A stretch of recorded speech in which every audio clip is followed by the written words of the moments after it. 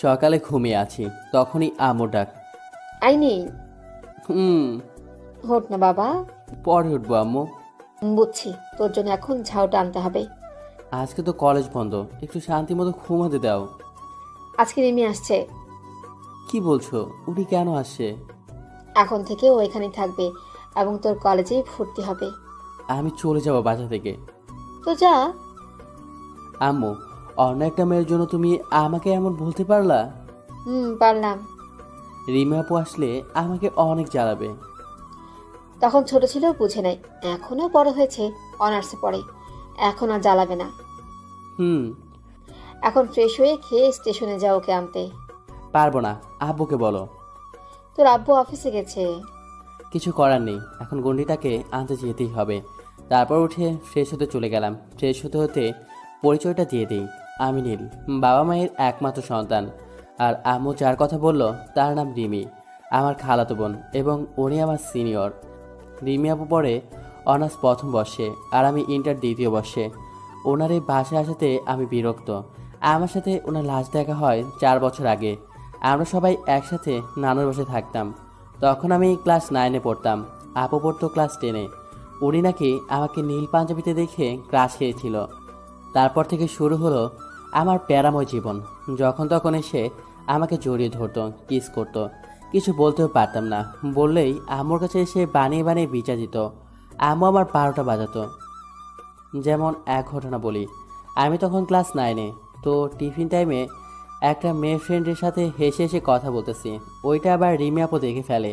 তখন কিছু না বললেও বাসা যাওয়ার সময় রাস্তায়, আই, তুই ওই মেয়ের সাথে এত কি কথা বলস? ও আমার ফ্রেন্ড। তোর কোনো মেয়ে ফ্রেন্ড লাগবে না। তোর যদি এতই কথা বলতে হয় আমার সাথে বলবি। ওকে, আর বলবো না। এখন আমাকে 50 বার আই লাভ ইউ বলবি আর 10টা কিস করবি। ছি ছি ছি আপু, তুমি আমার বোন হয়ে এগুলো কি বলো? আর একবার বোন বললে না খবর আছে। আপুকে তো আপুই বলবো। এই গাধা, তুই দেখোস না খালাতো ভাই আর বোন কত প্রেম করে, তাদের বিয়ে হয়। আপু, আমরা তো প্রেম করি না। কে বলেছে করি না? করি তো। এখন বল আই লাভ ইউ বল আর কিস কর। পারবো না। পারবি না তো? দেখ, বাসায় গিয়ে বড় আম্মুকে আজ কি বলি আমি। রিমা আপু আমার আম্মুকে বড় আম্মু বলে। আপনার যা ইচ্ছা বলতে পারেন। এই কথা বলাতে আপু হন হন করে আমার আগে বাসায় চলে গেল। আমিও পেছনে পেছনে গেলাম। বড় আম্মু, ও বড় আম্মু। কি হয়েছে রে? বড় আম্মু, তোমার ছেলে না? কি করেছে বাছরটা? তোমার ছেলে না ক্লাস বাদ দিয়ে একটা মেয়ের সাথে আড্ডা দিচ্ছিল। আমি ক্লাস করতে বলছি বলে আমাকে অনেক বকেছে। আমি তো অবাক, কি ওভার অ্যাক্টিং। কি? ও ক্লাস বাদ দিয়ে মেয়েদের সাথে আড্ডা দেয়? না আম্মু, আপু মিথ্যা বলছে। মোটেও না, আমার মেয়ে মিথ্যা কথা বলতেই পারে না কখনো। তারপর আর কি, আম্মু সে কি রাগারাগি। এভাবে আমাকে অনেকভাবে ফাঁসিয়েছে। তারপর আপুর ব্যবসার জন্য আমরা ঢাকা চলে আসি। এই 4 বছরে আমি একবারও নানুর বাসায় যাইনি, এমনকি রিমি আপুর বাসায়ও যাইনি। আপনাদের কাহিনী শোনাতে শোনাতে আমার ফ্রেশ হওয়া শেষ। তারপর রেডি হয়ে চলে গেলাম নাস্তা করতে। নাস্তা করে বাইক নিয়ে চলে গেলাম স্টেশনে। স্টেশনে গিয়ে দেখি রিমি আপু একটা বেঞ্চে বসে আছে। তখন আপুকে ডাক দিলাম।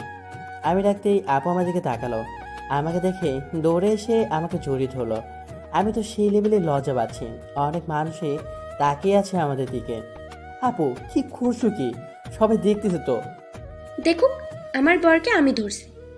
আপু প্লিজ আরো, এখানে সবাই আমাকে চিনে, সব মানে 12টা বাজিও না। এই কথা বলাতে ছেড়ে দিল। কেমন আছিস পিচ্ছি? ভালো, তুমি কেমন আছো আপু? আমার ভালো দিয়ে তোর কি আসে যায়? সেই যে 4 বছর আগে চলে আসলি, একটিবারও গেলি না। এমনকি তখন এক ছোট ভাই আসলো, ওর নাম শান্ত। শান্ত এসে বলল, আরে নীল ভাইয়া যে, হুম। তা এইটা কে, ভাবি নাকি? একটা থাপ্পড় দিয়ে সব দাঁত ফেলে দিব বেয়াদব। হুম, আমি তোমার ভাব, তোমার নীল ভাইয়ার বউ। আমি আগেই জানতাম, কারণ ভাইয়া কোনো মেয়ের সাথে মিশে না। তো স্পেশাল কাউকে ছাড়া তো আর ফুচকা খেতে আসবে না। তুই সত্যি একটু বেশি বুঝোস। এইটা আমার খালাতো বোন রিমি আপু। আর আপু, এইটা আমার কলেজের ছোট ভাই শান্ত। দেখেছো কি ফাজিল হবু বউকে কেউ আপু বলে? আপু ফাজলামি বাদ দাও তো। আচ্ছা শান্ত, তুই এখন যা, আমি তোর সাথে পরে কথা বলবো। ওকে ভাই। ট্রিট কিন্তু দিতে হবে। যা দিব তো টিট। তারপর শান্ত চলে গেল। তখনই রিমি আপু বলল, আচ্ছা নীল, ফুচকুয়ালা মামা যে বললো এর আগে অনেক এসেছিস, এখন কম আসুস, তার মানে আগে গার্লফ্রেন্ড নিয়ে আসতি না? আরে না, মাঝে মাঝে ফ্রেন্ডদের সাথে আসতাম। ছেলে ফ্রেন্ড নাকি মেয়ে ফ্রেন্ড? ছেলে ফ্রেন্ড, আর আমার কোনো মেয়ে ফ্রেন্ড নেই। আর মাঝে মাঝে মেয়েদের সাথে আসলেও ওইগুলো বন্ধুর গার্লফ্রেন্ড। ও, কথা বলতে বলতে ফুচকা চলে আসলো। তারপর রিমি আপু 3 প্লেট ফুচকা খেলো। একটা জিনিস বুঝলাম না, মেয়েরা এত ফুচকা কেন পছন্দ করে? হয়তো ফুচকায় টক থাকে তো তার জন্য। তারপর বিল দিয়ে আমি আবার বাইক স্টার্ট করলাম। রিমি আপু আবার আগের মতোই জড়িয়ে ধরে বসে আছে। এবার কিছু বললাম না, কারণ আপু জড়িয়ে ধরলে আমার ভালোই লাগে। তারপর আপু বলল, আচ্ছা এখানে সবাই তোকে চেনে কি করে? আস্তে আস্তে সব বুঝতে পারবা। ওই, আবার বখাটে হয়ে যাসনি তো? এই কথা বলাতে শুধু আমি একটা মুচকি হাসি দিলাম। তারপর রাস্তায় আপু অনেক কথা বলল, আমি শুধু বললাম। তারপর বাসার সামনে চলে আসলাম। তারপর বললাম, আপু নামো, এসে পড়েছি, এটাই বাসা। অনেক সুন্দর তো। চলো ভিতরে যাই। তারপর গেটের ভিতরে ঢুকলাম। তারপর দরজার সামনে গিয়ে কলিং বেল দিলাম, সাথে সাথেই দরজা খুলে দিল। এমনিতে তো কলিং বেল দিতে দিতে হাত ব্যথা হয়ে যায়, তাও দরজা খোলার নামই থাকে না। আজকে একবার বাজাতেই সাথে সাথে দরজা খুলে দিল। রিমি আপু আসবে বলে আম্মু হয়তো আমাদের জন্য দরজার সামনে অপেক্ষা করে আসছিল। রিমি আপু ভিতরে ঢুকেই আম্মুকে পায়ে ধরে সালাম করলো। কেমন আছিস মা? ভালো আবার আম্মু, তুমি কেমন আছো? ভালো।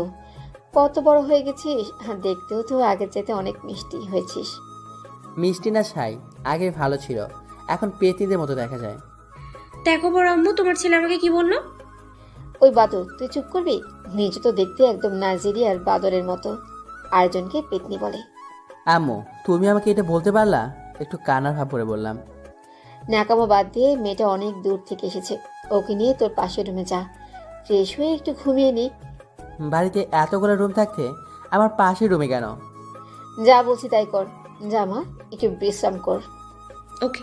আর বড় আব্বু কোথায়? তোর বড় আব্বু অফিসে। এখন আসো আপু। চলো। তারপর রিমি আপুকে নিয়ে আমার রুমের পাশে রুমে দিয়ে আসলাম। তারপর আপুকে বললাম, ওকে আপু ফ্রেশ হন, আমি এখন যাই। কোথায় যাবে এখন? একটু বাইরে যাব, বন্ধুদের সাথে আড্ডা দিতে। ওকে যা, আর তাড়াতাড়ি আসবি। ওকে, আপনি ফ্রেশ হন। তারপর আমি বাসা থেকে চলে আসলাম বাইরে। তারপর আমার প্রাণপ্রিয় বন্ধু জয়কে ফোন দিলাম, সাথে সাথেই ফোন রিসিভ করলো। হ্যাঁ মামা বল। ক্লাবে আস। ওকে।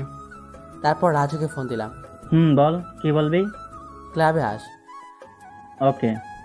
আসলে আমাদের একটা ক্লাব আছে।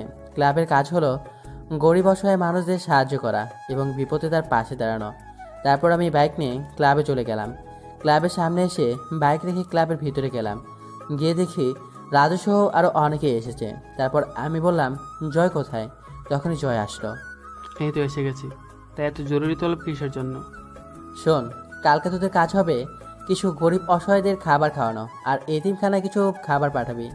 ওকে, হয়ে যাবে। জয় আর রাজু আস, আর তোরা সবাই এখানেই থাক। তারপর আমি জয় আর রাজু একটা কবে সবে ঢুকলাম। তারপর বললাম, পেয়ারায় পড়ে গেছি। কেন, কি হয়েছে? রিমিয়া পৌঁছেছে। যা কথা বলেছিলি প্যারা দে। এখন কি করব? কিছুদিনই তো ব্যাপার, সহ্য করে নিবি। শালা এখানেই থাকবে, এখানে থেকে স্টাডি করবে। তাহলে তোর কপাল পড়লো। তারপর ওদের সাথে আড্ডা দিতে দিতে দুপুর 2টা বেজে গেল। তখনই ফোনে একটা কল আসলো, রিসিভ করলাম না। তারপর একটা SMS আসলো, দেখি রিমি আপু SMS দিছে। 20 মিনিটের মধ্যে বাসায় না আসলে আজকে তোর খবর আছে। ওকে আপু, আসতেছি। তারপর জয় আর রাজুর কাছ থেকে বিদায় নিয়ে বাসা চলে আসলাম। বাসায় এসে কলিং বেল দিলাম, সাথে সাথে আপু দরজা খুলে দিল। তারপর দরজা খুলে আপু চলে গেল, কোনো কথা বলো না। রাগ করেছে নাকি? রাগ করলে করুক, আমার কি। আমি আর কিছু বললাম না, আমি রুমে চলে গেলাম। রুমে গিয়ে শাওয়ার নিয়ে ওয়াশরুমে গেলাম। শাওয়ার নিয়ে রুমে আসলাম। রুমে এসে শুয়ে আছি, তখনই আম্মু আসলো। খেতে আস, কয়টা বাজে? যাও, আসছি। তারপর আমি আম্মুর পিছনে পিছনে নিচে গেলাম খাবার খেতে। খাবার টেবিলে গিয়ে দেখি আব্বু এসেছে। আমি বললাম, আব্বু কখন আসলা? আজকে রিমি আসছে, না এসে কি থাকতে পারি? রিমি আপু কোথায়? ডাক দিয়ে আসলাম, বাট আসতেছে না। তোর সাথে কি কিছু হয়েছে? না, আমি দেখতেছি কি হয়েছে। তারপর আমি রিমি আপুর রুমে গেলাম, দেখি আপু শুয়ে আছে। আমি গিয়ে ডাক দিলাম, আপু হুম। খাবা না? আমি খেলেই বা তোর কি, না খেলেই কি? অনেক কিছু, তুমি আমার আপু তো। না, আমি তোর আপু না। রাগ করেছো? জানি না। কি করলে রাগ ভাঙবে?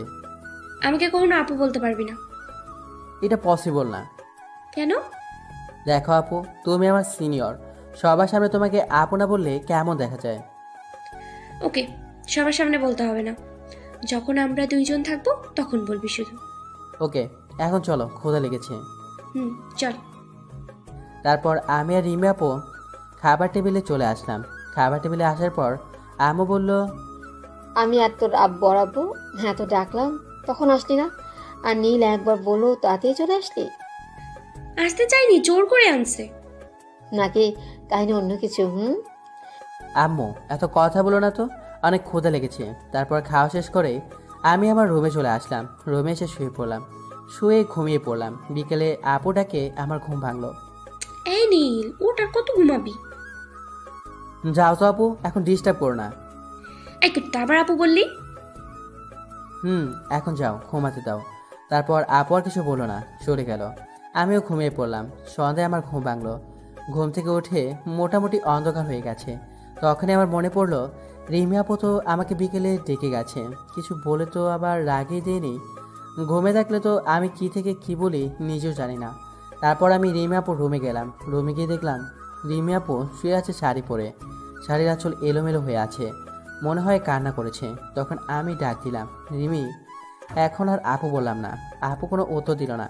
আমাকে দেখে অন্যদিকে মুখ করে শুয়ে পড়লো। আমি আবার ডাক দিলাম, রিমি। কি হয়েছে কি? এই অবস্থা কেন তোমার? সেটা তুই জেনে কি করবি? তুই যা ঘুমা। বুঝলাম ঘুমের ঘরে কিছু শুনিয়েছি, তখন ঘুমিয়েছিলাম, সরি। যা তো এখান থেকে। সত্যি চলে যাব? জানি না। বুঝলাম অনেক অভিমান করেছে। তারপর বললাম, সরি, আর কখনো হবে না। তো আমি কি করব? আমি এবার আপুর মাথার কাছে গিয়ে বসে বললাম, কান্না করছো কেন? কুত্তা, জানিস আমি কত কষ্ট পেয়েছি? আমি কষ্ট করে সেজেছিলাম তোর সাথে আজকে ঘুরতে যাব বলে, আর তুই এখন আমাকে ধমক দিয়ে তাড়িয়ে দিলি। সরি। সরি বললে হবে না। তো কি করতে হবে? তারপর রিমি আপু যা বললো তা শুনে একটু অবাকই হলাম। এখন আমাকে জড়িয়ে ধরে 10 বার আই লাভ ইউ বলতে হবে। আগের মতোই রয়ে গেলে, একটু বড় হও নাই। বলবি কিনা বল। জড়িয়ে ধরতে পারবো না। যা তোর ধরতে হবে। রাগ করো কেন? তাহলে ধর। ওকে, তারপর আর কি, জড়িয়ে ধরে 10 বার আই লাভ ইউ বললাম। তারপর বললাম, হয়েছে এখন? না, আর কি করতে হবে? এখন কিস করতে হবে। ওই, তুমি আমার গার্লফ্রেন্ড নাকি বউ যে তোমাকে কিস করব?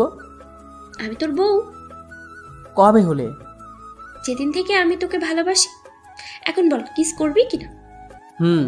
তারপর রিমি আপুকে কাছে টেনে ঠোঁটের সাথে ঠোঁট মিলিয়ে দিলাম।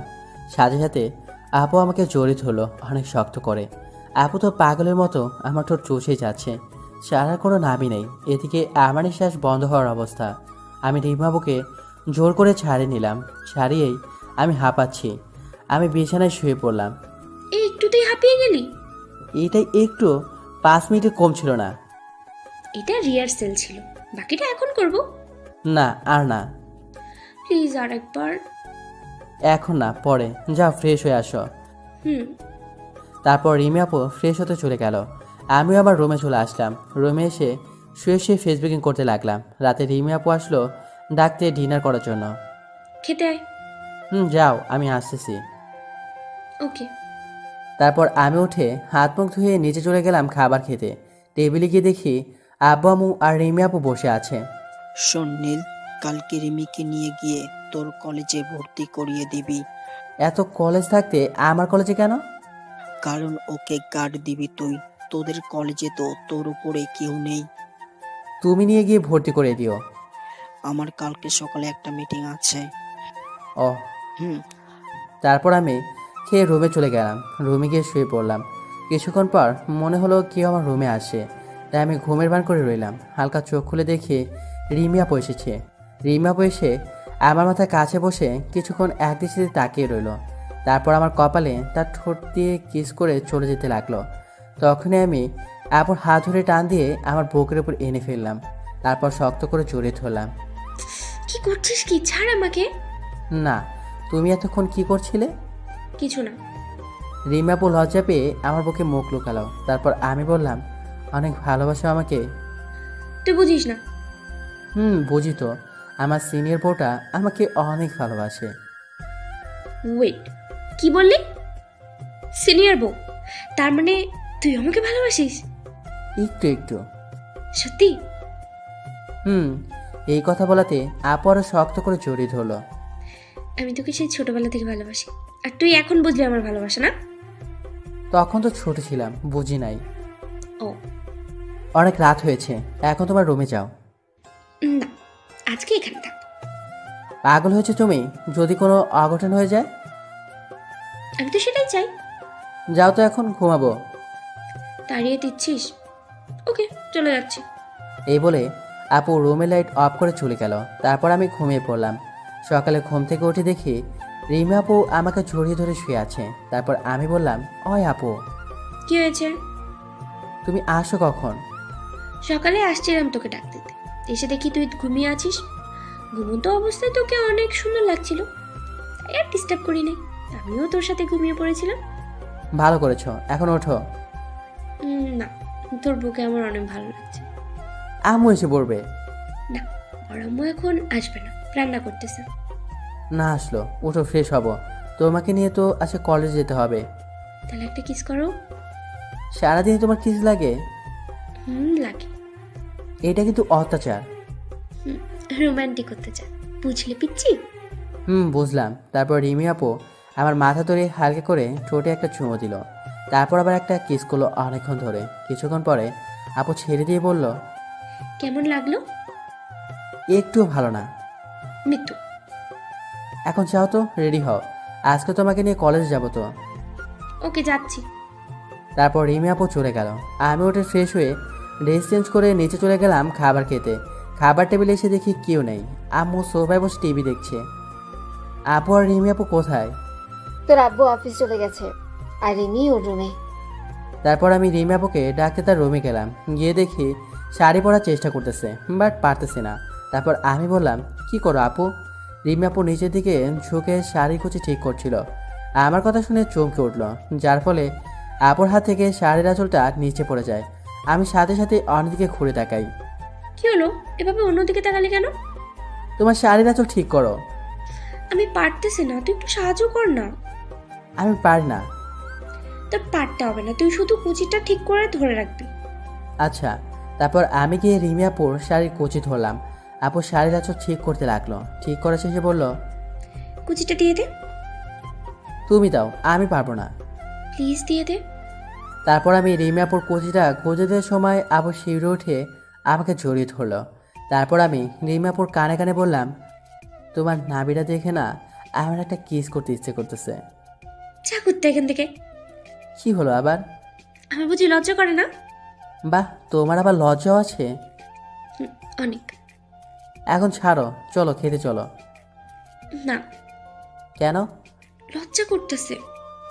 ওরে আমার লজ্জাবতী রে, চলো এখন। ওকে, চলো। তারপর আমি আর রিমি আপু নিচে চলে গেলাম। নিচে গিয়ে আমি আর আপু খেয়ে যার যার রুমে চলে গেলাম। আমি রুমে গিয়ে জয় আর রাজুকে ফোন করলাম। হ্যালো জয়। বল। কোথায় তুই? বাসায়। তাড়াতাড়ি কলেজের সামনে আয়। ওকে। তারপর রাজুকেও একই কথা বললাম। তারপর আমি বাইক বাইর করে বাসার সামনে দাঁড়ালাম। একটু পর রিমি আপু আসলো। আপুকে দেখে তো আমি অবাক। একটা মেয়ে এত সুন্দর হতে পারে তা হয়তো রিমি আপুকে না দেখলে বুঝতামই না। এইভাবে কি দেখিস? ওই, ও, তুমি কখন এসেছো? আমি আসছি কখন মানে? এভাবে কি দেখছিলি? তোমাকে। সময় তো শেষ হয়নি, সারা জীবনই দেখতে পারবি। ওঠো। তারপর উঠে বাইক স্টার্ট করলাম। আপু উঠেই আমাকে জড়িয়ে ধরলো। তারপর আমি আপুকে বললাম, রিমি, আজকে না তোমার একটা জিনিস দেখেছি। কি? তোমার বুকের ওই তিলটা। এই ফাজিল, তুই দেখলি কিভাবে? যখন তোমার শাড়ির আঁচল পড়ে গিয়েছিল তখন দেখেছি। আর একটাও কথা বলবি না, আমার কিন্তু অনেক লজ্জা করতেছে। ওকে। তারপর আমরা কলেজে চলে গেলাম। দেখি জয়া, রাজু আরও কিছু ফ্রেন্ড কলেজে গেটে বসে আছে। তারপর আমাকে দেখে ওরা এগিয়ে আসলো। এগিয়ে এসে জয় বলল, এটাই তো তাহলে আমাদের ভাবি। ভাবি মানে? আর ভাব ধরতে হবে না, যেভাবে চিপকা চিপকি করে আসোস সবাই বুঝে যাবে তোমাদের রিলেশন আছে। রিমি, পরিচিত হও, আমার ফ্রেন্ড জয় আর রাজু। কেমন আছেন ভাইয়ারা? ভালো, আপনি? অনেক ভালো। দেখেন ভাবি, আপনি আমার বড়, তো আমাদের তুই করে নাম ধরে ডাকলে খুশি হব। ওকে। তোরা ক্যাম্পাসে ওয়েট কর, আমি প্রিন্সিপালের রুম থেকে আসতেছি। ওকে। এই নে বাইকে চাবি, পার করে রেখে দিস। তারপর আমি আর রিমি কলেজের ভিতরে ঢুকলাম। অনেক স্টুডেন্টের দৃষ্টি আমাদের দিকে, সবাই একভাবেই তাকিয়ে আছে। ওই সবাই ওই রকম ভাবে তাকিয়ে আছে কেন? সবাই হয়তো অবাকই হয়েছে, কেন? কারণ আমি কখনো কোনো মেয়ের সাথে কথা বলি না, আর আজকে তোমাকে বাইকে করে নিয়ে আসছি, আবার তুমি আমার হাত ধরে আছো, এতে তো অবাক হওয়ারই কথা। ও, তারপর আমি আর রিমি প্রিন্সিপালের অফিসে গেলাম। তারপর বললাম, আসসালামু আলাইকুম, আসতে পারি স্যার? ওয়ালাইকুম আসসালাম। আরে নীল বাবাজি, ভিতরে আসো। আমি আর রিমি ভিতরে গেলাম। বসো। তোমার আব্বু গতকাল রাতেই আমাকে ফোন দিয়েছিল, সব কিছু রেডি করে রাখছি, শুধু একটা সাইন করেও মামনি। তারপর রিমি আপু সাইন করে দিল। তারপর আমরা প্রিন্সিপালের রুম থেকে বাইর হয়ে ক্যান্টিনে চলে গেলাম জয় আর রাজুর কাছে। তারপর রিমি ওদের বলল, তোমাদের যা ইচ্ছা তোমরা খাও, সব বিল আজকে আমি দেবো। তারপর জয় আর রাজু সহ আরও কিছু ফ্রেন্ড ইচ্ছা মতো খেতে লাগলো। সারারা সব কয়টাই পেটুক মনে হয়, কদিন ধরে যেন না খেয়ে আছে। তারপর ওদের খাওয়া শেষ হলো। তারপর বললাম, তোরা ক্লাসে যা, আমি আসছি। তুই ক্লাস করবি? একটা করব, যা তুই, আসতেছি। ওকে। তুই বসো, আমি বিলতে আসছি। বেশি বুঝিস তাই না? তুই টাকা পাবি কোথায় থেকে? আমি দিচ্ছি। আমি থাকি তুমি কেন টাকা দিবা? এই, এখন তো তুমি কিছু করো না, যখন জব করবা তখন না হয় শোধ করে দিও। ওকে। যদি তাও না পারো তাহলে বাসায় গিয়ে একটু আদর করবো, তাই হবে। সারাদিনই শুধু আদর আর আদর। হুম। তারপর রিমি আপু বিল দিয়ে আসলো। তারপর আমি বললাম, আপু তুমি ক্যাম্পাসে বসো, আমি একটা ক্লাস করে আসি। আজকে ক্লাস না করলে হয় না? ক্লাসটা খুব গুরুত্বপূর্ণ, করতেই হবে। ওকে, আমি বসছি, তুই যা। আমরা কথা বলছি, তখন হিয়া আপু আসলো। হিয়া আপু হলো রাজুর বড় বোন, অনার্সে পড়ে। তখন হিয়া আপু বলল, নীল, এটা কে? আপু এটা হলো। বুঝেছি, তোর গার্লফ্রেন্ড বুঝি। রিমি, পরিচিত হও, ইনি হলেন রাজুর বড় আপু হিয়া আপু, আর হিয়া আপু এ হচ্ছে রিমি। হাই। হ্যালো। কেমন আছেন? ভালো, আপনি? ভালো। তারপর হিয়া আপু বলে, বাসায় দরকার আছে, এই বলে চলে গেল। তারপর আপুকে শহীদ মিনারে বসিয়ে রেখে আমি ক্লাসে চলে গেলাম। আমি বসেছি জানালার কাছে, এখান থেকে রিমি আপুকে দেখা যায়। রিমি বসে বসে ফোন চালাচ্ছে। আমি একবার স্যারের দিকে তাকাচ্ছি, আরেকবার রিমির দিকে তাকাচ্ছি। তখনই স্যার বলল, নীল, কোনো সমস্যা? না স্যার। তাহলে বারবার বাইরে তাকাচ্ছ কেন? এমনি স্যার। ক্লাসে মনোযোগী হও। তারপর বাইরের দিকে তাকিয়ে দেখি অনার্সের 3জন ছেলে রিমি আপুর কাছে গেল, আর যারা গেল তারা একটাও ভালো না। আমি সাথে সাথে স্যারকে কিছু না বলেই ক্লাস থেকে বাইরে আসলাম। আমার পিছনে জয়রাজু আরও অনেক ফ্রেন্ড এসেছে। ওরা বুঝে গেছে এভাবে আমি হুট করে যখন বের হয়ে আসছি তাহলে নিশ্চিত কোনো ঝামেলা আছে। দূর থেকে দেখে বোঝা যাচ্ছে ছেলেগুলো রিমি আপুকে টিচ করছে। আমি ওদের পিছনে গিয়ে দাঁড়ালাম, দেখি রিমি আপু কেঁদে দিয়েছে। তারপর রিমি আমাকে দেখে দৌড়ে এসে জড়িয়ে ধরল। তারপর আমি বললাম, কি হয়েছে? রিমি আপু কেঁদেই চলেছে, কিছু বলছে না। আমি তারপর ছেলেগুলোকে বললাম, কি বলেছিস? কিছু না নীল, এমনি কিসে পরে জিজ্ঞেস করলাম। এই কথা বলার সাথে সাথেই একটাকে লাথি মেরে ফেলে দিলাম। তারপর রিমিকে বললাম, কি হয়েছে রিমি, বলো আমাকে। তুমি ক্লাসে যাওয়ার পর আমি এখানে বসেই গান শুনছিলাম, তারপর এই ছেলেগুলো এসে আমাকে বাজে প্রস্তাব দেয় এবং বাজে কথা বলে। রিমির কথা শুনে তো আমার রাগ চরম পর্যায়ে উঠে গেল। তারপর ছেলেগুলোকে ইচ্ছে মতো মারতে রাখলাম। তা দেখে ওদের কিছু ফ্রেন্ড দৌড়ে আসলো। এদিকে জয়রাজু আর আমার ফ্রেন্ডরাও ইচ্ছা মতো মারতে লাগলো ওদের। তারপর বললাম, জীবনে আর কখনো মেয়েদের সাথে এইরকম বিহেভ করবি? ওদের মতো একজন বলল, ভুল হয়ে গেছে নীল, এবারের মতো মাফ করো, আর কখনো এমন করবো না। তারপর আমি ওদের আরও মারলাম। ওরা শুধু চিৎকার করে বলছে, ভুল হয়ে গেছে, আর হবে না। আমি মেরেই চলেছি, থামছি না। এমন সময় কারো সাহস নাই আমাকে আটকানোর, কারণ রাগ উঠলে আমার মাথায় কাজ করে না। তখনই রিমি আপু এসে আমাকে অনেক শক্ত করে জড়িয়ে ধরলো। রিমি আপু জড়িয়ে ধরাতে আমার রাগ অনেকটাই কমে গেল। তখনই রিমি বলল, ছেড়ে দাও নীল, অনেক হয়েছে। ওদের সাহস কী করে হয় তোমাকে বাজে কথা বলার? ছেলেগুলো আবার আমার কাছে ক্ষমা চাইলো। তারপর আমি বললাম, যার সাথে অন্যায় করেছিস তার কাছে গিয়ে মাপ চা। তারপর ছেলেগুলো রিমি আপুর কাছে মাপ চাইলো। তারপর আমি বললাম, এরপর যদি এমন হয় তাহলে মনে রাখিস ওই দিনই তোদের পৃথিবীতে শেষ দিন। তখনই প্রিন্সিপাল স্যার আসলো। কি হচ্ছে কি এখানে? স্যার, আজকের মতো এদের তিনজনকে রেস্টিকেট করবেন। কেন? তারপর সব কিছু স্যারকে খুলে বললাম, আর এও বললাম, আর রেস্টিকেট না করলে আমি আব্বুকে জানাতে বাধ্য হব। না বাবা, তোমার আব্বুকে জানাতে হবে না, আমি এদের ব্যবস্থা করছি। তারপর প্রিন্সিপাল স্যার চলে গেলেন। রিমি আপু এখনও কাঁদছেন। আমি রিমি আপুকে নিয়ে আমাদের কলেজের পুকুর পাড়ে চলে গেলাম। আমার অনেক ফ্রেন্ডই আমার পেছনে পেছনে আসে। তারপর আমি আর রিমি আপু পুকুর পাড়ে বসলাম আর জয়কে ইশারা দিয়ে বললাম সবাইকে নিয়ে চলে যেতে। সবাই চলে গেল। রিমি আপু কান্না এখনও বন্ধ হচ্ছে না। বুঝেছি একটু রোমান্টিকভাবে কান্না থামাতে হবে। তারপর আমি রিমি আপুকে ধরে আমার দিকে ঘুরিয়ে তার চোখের পানি মুছে দিলাম আর তার দু চোখে দুটো কিস করলাম। তারপর রিমি আপুর ঠোঁটের সাথে আমার ঠোঁট মিলিয়ে দিলাম। রিমি আপু আমার ঠোঁটগুলো পাগলের মতো চুষতে লাগলো, আবার মাঝে মাঝে কামড়ও দিচ্ছে। এভাবে 6-7 মিনিট যাওয়ার পর আমি রিমি আপুকে ছেড়ে দিলাম। রিমি আপুর সাথে সাথে আমার বুকে মুখ গেল। তারপর আমি বললাম, দেখি একটু আমার দিকে তাকাও তো। না, লজ্জা করতেছে। একটু তাকাও না। তারপর রিমি আপু আমার দিকে তাকালো। আপুর ঠোঁটগুলো কাঁপছে। এইটা দেখে আমার আকর্ষণ আরও বেড়ে গেল। আমি আস্তে আস্তে রিমি আপুর ঠোঁটের দিকে আমার ঠোঁট নিয়ে যেতে লাগলাম। সাথে সাথে রিমি আপুর চোখগুলো বন্ধ করে ফেললো। তারপর আবারও 4 ঠোঁট এক করে দিলাম। অন্যরকম একটা ফিলিংস কাজ করছে, যা বলে বোঝানো সম্ভব নয়। অনেকক্ষণ এইভাবে চলার পর আমি রিমি আপুকে ছেড়ে দিলাম। তারপর আমি বললাম, এখন লজ্জা কেটেছে? তুমি কিন্তু দিন দিন অনেক পেকে যাচ্ছ। একটু। তুই ছেলেগুলোকে ওভাবে মারলি কেন? আমার জানকে কেউ বাজে কথা বলবে, আমি কি ওটা দাঁড়িয়ে দাঁড়িয়ে দেখবো নাকি? তাই বুঝি? হুম। ওই ছেলেগুলোকে দেখে মনে হলো তোর সিনিয়র। হুম। পরে যদি ওরা তোর কোনো ক্ষতি করে? এতদিনে হয়তো বুঝে গেছো এই এলাকায় আমার অন্যরকম একটা নাম ডাক আছে। বুঝেছি, আমার পিচ্চি বরটা অনেক বড় হয়ে গেছে। চলো এখন বাসা চলে যাই, বিকেল আজকে ঘুরতে যাব। সত্যি? এই কথা বলাতেই জড়িয়ে ধরে আরেকটা দিয়ে দিল। তারপর আমি আর রিমি আপু বাইক দিয়ে বাসা চলে আসলাম। বাসায় এসে যে যার রুমে চলে গেলাম। আমি রুমে গিয়ে শাওয়ার নিয়ে এসে একটু গেম খেলছিলাম। তখনই রিমি আপু আসলো খাওয়ার জন্য ডাকতে। তারপর খাওয়া দাওয়া করে আমি আপুকে বললাম রেডি হতে, কারণ মেয়েদের রেডি হতে অনেক দেরি হয়। তারপর আমি আমার রুমে এসে শুয়ে পড়লাম। কখন যে ঘুমিয়ে পড়েছি নিজেই জানি না। বিকেলে রিমি আপু ডাকে আমার ঘুম পাগলো। এই নীল, ওঠ।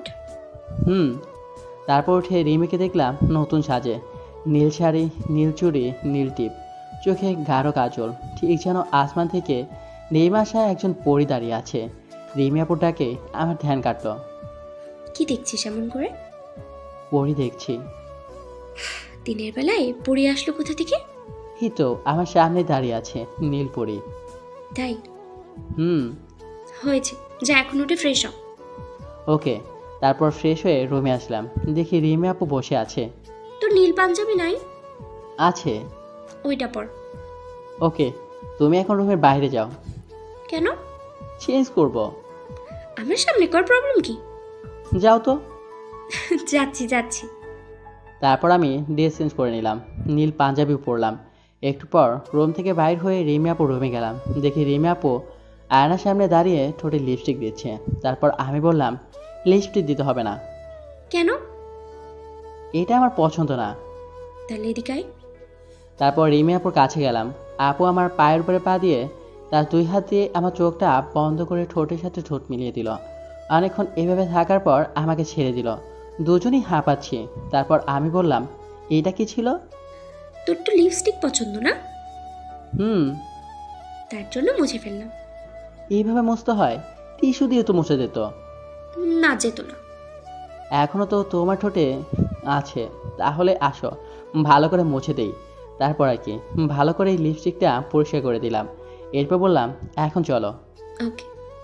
তারপর আমি আর রিমি আপু রুম থেকে বাইর হয়ে আম্মুর কাছে গেলাম। আম্মুকে বললাম, আম্মু আমরা একটু ঘুরতে যাচ্ছি। বাহ, তোদের দুজনকে তো বেশ মানিয়েছে। মানে? আমি সব জানি, লুকিয়ে লাভ নেই।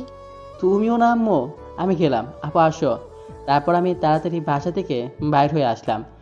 বাইরে এসে আপুর জন্য অপেক্ষা করতে লাগলাম। একটু পরেই রিমি আপু আসলো। তারপর আমি বললাম, আম্মুকে এগুলা কে বলেছে? আমি। আম্মুকে না জানালে হতো না? না হতো না, বড় আব্বুও জানে। কাউকে বাদ রেখেছো জানাতে? রাখছি, আস্তে আস্তে সবাইকে জানিয়ে দেব। তাই কইরো। আজকে বাইকে যাব না, রিক্সায় করে যাব। ওকে। তারপর একটা রিক্সা ডাক দিলাম। তারপর রিমিকে বললাম ওঠো। তারপর আপু উঠলো। রিমি আপু উঠেই আমার হাত ধরে আমার কাঁধে মাথা রাখলো। কই যাবেন মামা? ফার্স্টে একটা ফুচকা দোকানে যান। তারপর রিক্সা চলা শুরু করলো। রিমি আপুর চুলগুলো উড়ে এসে আমার মুখে পড়ছে। আমার ভালোই লাগছে। বারবার আপুর অবাধ্য চুলগুলো নিজের কানে গুঁজে দিচ্ছে। তখন আমি বললাম, থাক না, ভালোই তো লাগতেছে। তারপর আপু চুলগুলো ছেড়ে দিল। তারপর রিক্সা গিয়ে একটা ফুচকা দোকানের সামনে দাঁড়ালো। আমি আর রিমি আপু নেমে ফুচকা দোকানে গেলাম। তারপর রিমি আপু 2 প্লেট ফুচকার অর্ডার দিল। একটাই ঝাল বেশি, একটাই কম। ঝাল কমটা আমার জন্য। তারপর ফুচকা আসলো। আমরা খাওয়া শুরু করলাম। বাট 3টা খাওয়ার পর আমার এত ঝাল লাগতেছে। তারপর রিমিকে বললাম, অনেক ঝাল লাগতেছে। কি বলিস? আমি তো ঝাল দিতে না করলাম। পানি দাও তাড়াতাড়ি। তারপর রিমি ফুচকাওয়ালার কাছে পানি চাইলো। পানি তো নাই ম্যাডাম। হোয়াট? কি বলছেন এসব? একে তো ফুচকায় ঝাল দিতে না করেছি, তাও ঝাল দিয়েছেন, তার উপরে বলছেন পানি নাই। ভুলে জাল দিয়ে ফেলেছি। এদিকে ঝালে তো আমার ঠোঁট পড়ে যাচ্ছে। আমি একদমই ঝাল সহ্য করতে পারি না। তারপর আপু কিছু একটা ভাবলো। তারপর আমার কাছে এসে তার ঠোঁটের সাথে আমার ঠোঁট মিলিয়ে দিল। এত লোকের মাঝে রিমি আপু এমন একটা কাজ করবে আমি ভাবতেও পারিনি। সবাই আমাদের দিকে তাকিয়ে আছে, অনেক লজ্জাও করছে। পাগলের মতো আমার ঠোঁট দুটো চষতে লাগলো। মনে হয় অনেক দিনের ক্ষুধার্ত, সামনে খাবার পেলে যেমন করে ঠিক তেমনভাবেই রিমির ঠোঁটগুলো চুষতে লাগলো। রিমি আপু মিষ্টি ঠোঁটের সময় আস্তে আস্তে জালগুলা কমে গেল। অনেকক্ষণ পর রিমি আপু আমার ঠোঁট জন্য মুক্ত করে দিল। এখন ঝাল অনেকটাই কমে গেছে। আমাকে ছেড়ে দিয়ে আপু আশেপাশে তাকিয়ে দেখে সবাই আমাদের দিকে তাকিয়ে আছে। আপু মনে হয় ভুলে গিয়েছিল এখানে আমরা ছাড়া অনেকেই আছে। আপু খেয়াল করে সাথে সাথে আমাকে শক্ত করে জড়িয়ে ধরলো। তারপর আমি বললাম, এই যে ভাই ও আপুরা, যা যার কাজ করেন, এভাবে কি দেখছেন? তারপর সবাই অন্যদিকে তাকালো। তারপর আমি রিমিকে বললাম, ছাড়ো, এখন ফুচকাওয়ালার বিল দিতে হবে। না, আমার অনেক লজ্জা করতেছে। তারপর আমি পকেট থেকে ওয়ালেট বের করে ফুচকাওয়ালা মামাকে টাকা দিলাম, সাথে একটা ধন্যবাদও দিলাম। তারপর আমি রিমি আপুকে করে নিলাম। কি করছিস? কি পড়ে যাবো তো। বিশ্বাস নেই আমার উপর? নিজের চাইতে বেশি তোকে বিশ্বাস করি।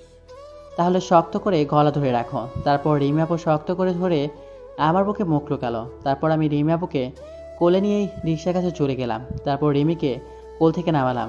তারপর রিমি রিক্সায় উঠে পড়লো। আমি ওঠার সাথে সাথেই আমার হাত ধরে মাথা কাঁধে রাখলো। তারপর আমি রিক্সাওয়ালাকে বললাম, মামা একটা পার্কে চলেন। রিক্সাওয়ালা চলা শুরু করলো।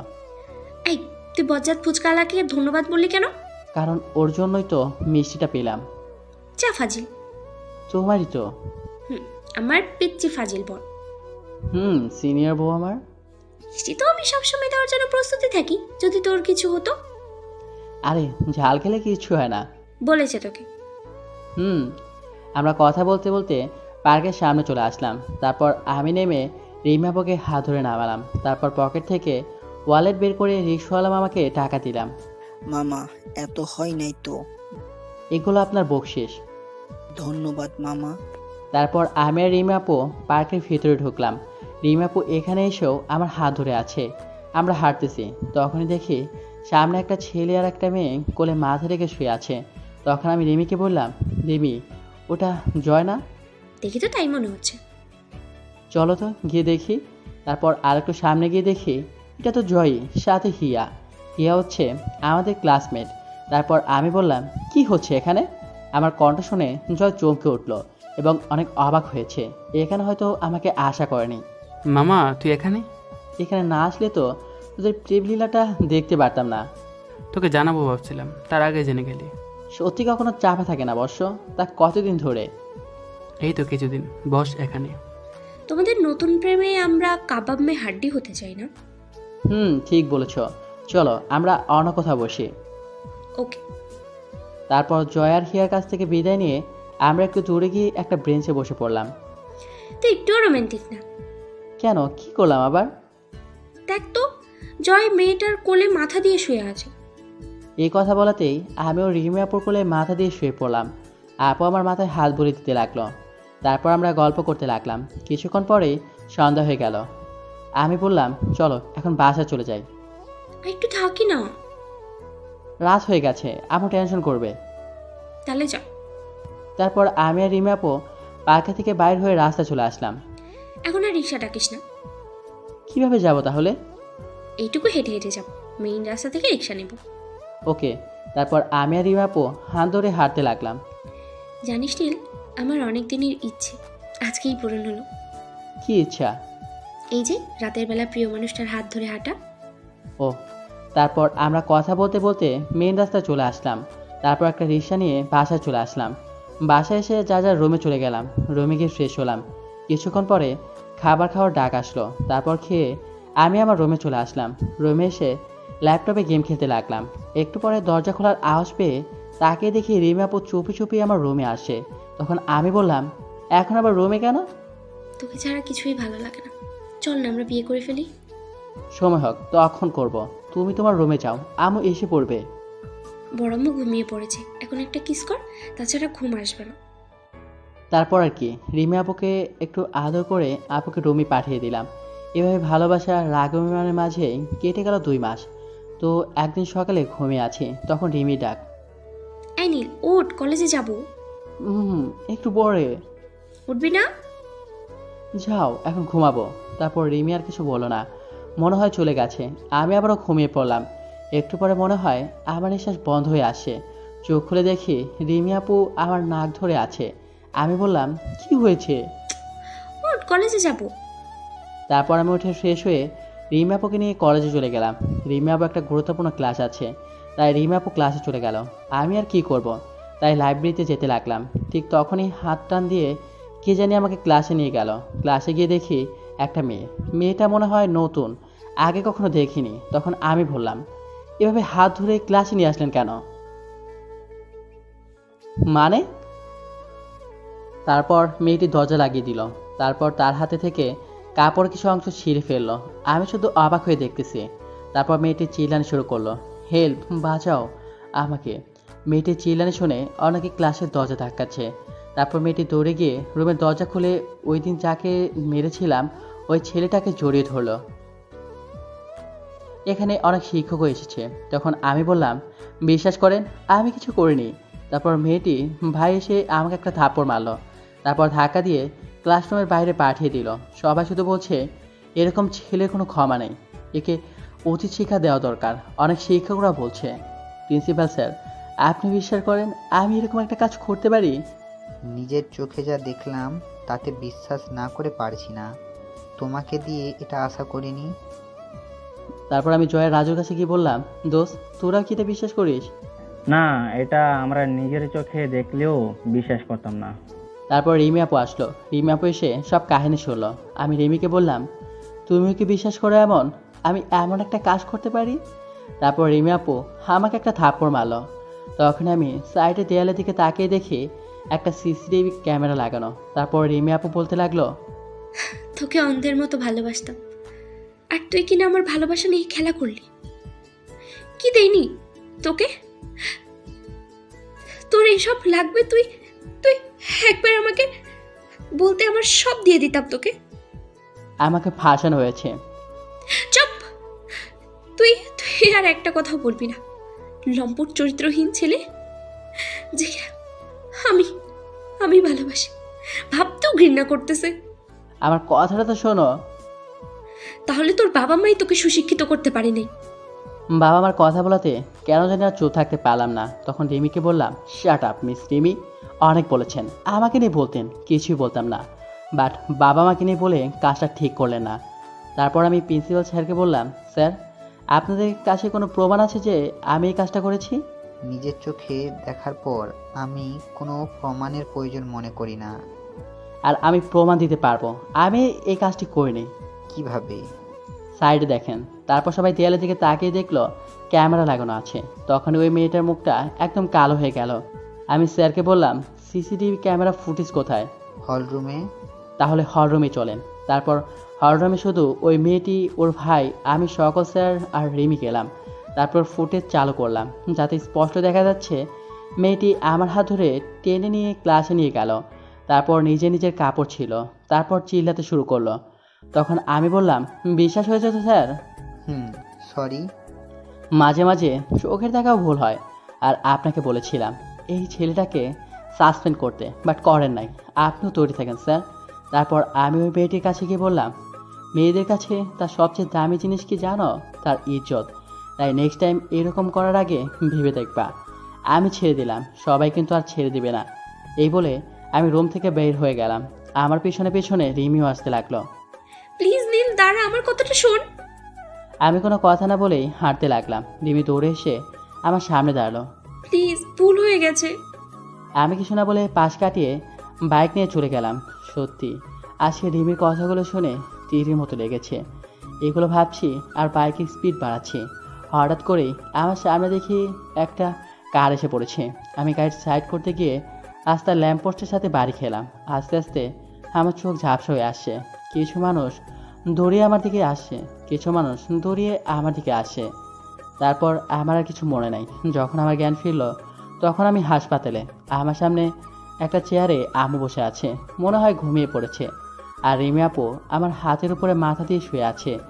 আমি আম্মুকে ডাক দিলাম। আম্মু আমার ডাক শুনে তাকালো। আম্মু এসেই আমাকে জড়িয়ে ধরলো।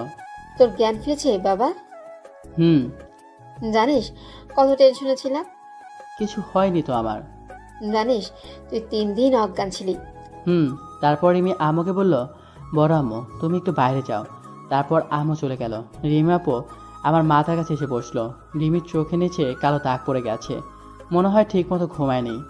প্লিজ মাফ করে দে। কি আপনি? আর কখনো অবিশ্বাস করবো না। আম্মু জোরে চিল্লিয়ে বললাম।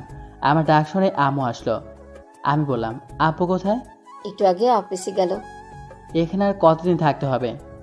ডাক্তারের সাথে তোর আব্বু কথা বলছে, আজকে রিলিজ করে দিবে। ওহ। তারপর আমি বাসা চলে আসলাম। পায়ে অনেক ব্যথা পেয়েছি, হাঁটতে সমস্যা হচ্ছে। তারপর রিমি আপু ধরতে আসলো। তখন আমি বললাম, প্লিজ এই চরিত্রহীন ছেলেটাকে টাচ করার কোনো দরকার নেই। ওই কথা নিয়ে এখনো পড়ে আছিস? প্লিজ আপনি যান এখান থেকে। তারপর রিমি আপু কান্না করতে করতে বাসার ভিতরে চলে গেল। তারপর আম্মু আমাকে ধরে রুমে নিয়ে গিয়ে শুয়ে দিল। দেখ তোদের কি হয়েছে আমি জানি না, বাট মেয়েটা তোকে অনেক ভালোবাসে। ওরে আর কষ্ট দিস না। এইসব কথা এখন না বলি। তারপর আম্মু রুমে চলে গেল। এইভাবে চলে গেল 15 দিন। এই কদিনে রিমি আপুকে অনেক ইগনোর করেছি এবং অনেক কষ্টও দিয়েছি। কখনো আমার কাছে আসে দিনে। এখন আমি অনেকটাই সুস্থ, তাই ভাবলাম আজকে কলেজে যাব। তারপর আমি রেডি হয়ে কলেজের জন্য বের হচ্ছি। তখনই রিমি আপু আসলো। কই যাচ্ছিস? কলেজে। একটু ওয়েট কর, আমিও যাবো। সরি, একটু কাজ আছে, তাড়াতাড়ি যেতে হবে। তারপর আমি কলেজে চলে আসলাম। আর জয় আর রাজু এখনও আসে নাই। আমি কলেজে এসে মাঠে বসে ফোন টিপতে লাগলাম। তখন একটা মেয়ে এসে আমার পাশে বসলো। মেয়েটা হয়তো নতুন, আগে কখনো দেখিনি। এই যে মিস্টার, আমাকে বলছেন? আপনাকে ছাড়া তো কাউকে দেখি না। বলেন। আপনার নাম? নীল। আপনার? মাহিয়া। ওহ। আমরা কি ফ্রেন্ড হতে পারি? Okay friends. এটা বলেই মেয়েটা হাতটা বাড়িয়ে দিল। তারপর আমি মেয়েটার হাতে হ্যান্ডশেক করলাম। তখনই রিমি আপু আসলো। বাহ, এটাই তোর দরকারি কাজ? না। আমি না হয় একটা ভুল করেই ফেলেছি, তাই বলে এভাবে কষ্ট দিবি? আর মেয়েটাকে? গার্লফ্রেন্ড। সত্যি? তারপর রিমি আপু আর কিছু না বলে চলে গেল। বুঝলাম না এই কথা শোনার পরেও রিমি আপু এবার চুপ করে থাকলো কি করে। এটা কে? আর ওনাকে গার্লফ্রেন্ড বললেন কেন? তারপর মেয়েটাকে সবকিছু খুলে বললাম। সবকিছু শুনে মেয়েটা বলল, আপুটা আপনাকে অনেক ভালোবাসে, আর কষ্ট দিয়েন না। আর ভালোবাসা মানুষকে ওই অবস্থায় দেখলে যে কেউ মাথা নষ্ট হয়ে যাবে। তারপর আমি ক্লাসে চলে গেলাম। ক্লাসে 2টা ক্লাস করে চলে আসলাম ক্যাম্পাসে। তখন ফোনে একটা কল আসলো। দেখি আম্মু ফোন দিয়েছে। ফোন ধরে, হ্যাঁ আম্মু বলো। রিমি সুইসাইড করার চেষ্টা করেছিল, ও এখন হাসপাতালে। কি বলছো এসব? হুম। তারপর আমি আম্মুর কাছ থেকে ঠিকানা নিয়ে হাসপাতালে চলে আসলাম। হাসপাতালে গিয়ে দেখি রিমি আপু শুয়ে আছে। রিমি আপুর হাতে ব্যান্ডেজ। রিমি আপুর আব্বু আম্মুও এসেছে। তাদের সাথে কৌশল বিনিময় করলাম। তারপর আম্মু, আব্বু, বড় আম্মু আর বড় আব্বু রুমের বাইরে চলে গেল। আমি গিয়ে রিমি আপুর পাশে বসলাম। এমন করার মানে কি? হাত কেটেছো কেন? তোর জানার কোনো দরকার নেই। তাই বলে হাত কাটবা? যদি তোমার কিছু হয়ে যেত? ওই মেয়েটাকে জাস্ট ফ্রেন্ড, আজকেই পরিচয়। তাহলে ওই সময় বললি কেন গার্লফ্রেন্ড? এমনি। এখানে আসছিস কেন? যা এখান থেকে, তোর সাথে আবার কোনো কথা নাই। সরি তো। এতদিন খুব কষ্ট দিছিস, এখন অনেকক্ষণ আদর কর। ওকে। তারপর রিমি আপুকে অনেকক্ষণ কিস করলাম। যা তো, আব্বু আর বড় আব্বুকে ডাক দে। তারপর সবাই রুমে আসলো। বড় আব্বু, আমি আজকেই বিয়ে করব। আগে তুই সুস্থ হ মা। না, আজকেই এখানে। ওকে মা, তাই হবে। তাই বলে হাসপাতালে বিয়ে? তারপর আর কি, কাজে ডেকে এনে আমাদের হাসপাতালে বিয়ে হয়ে গেল। এইটা হয়তো ইতিহাসে লেখা থাকবে যে হাসপাতালে বিয়ে হয়েছে। দোয়া করবেন সবাই, নীল আর রিমির ভালোবাসা যেন সারা জীবন এইরকমই থাকে।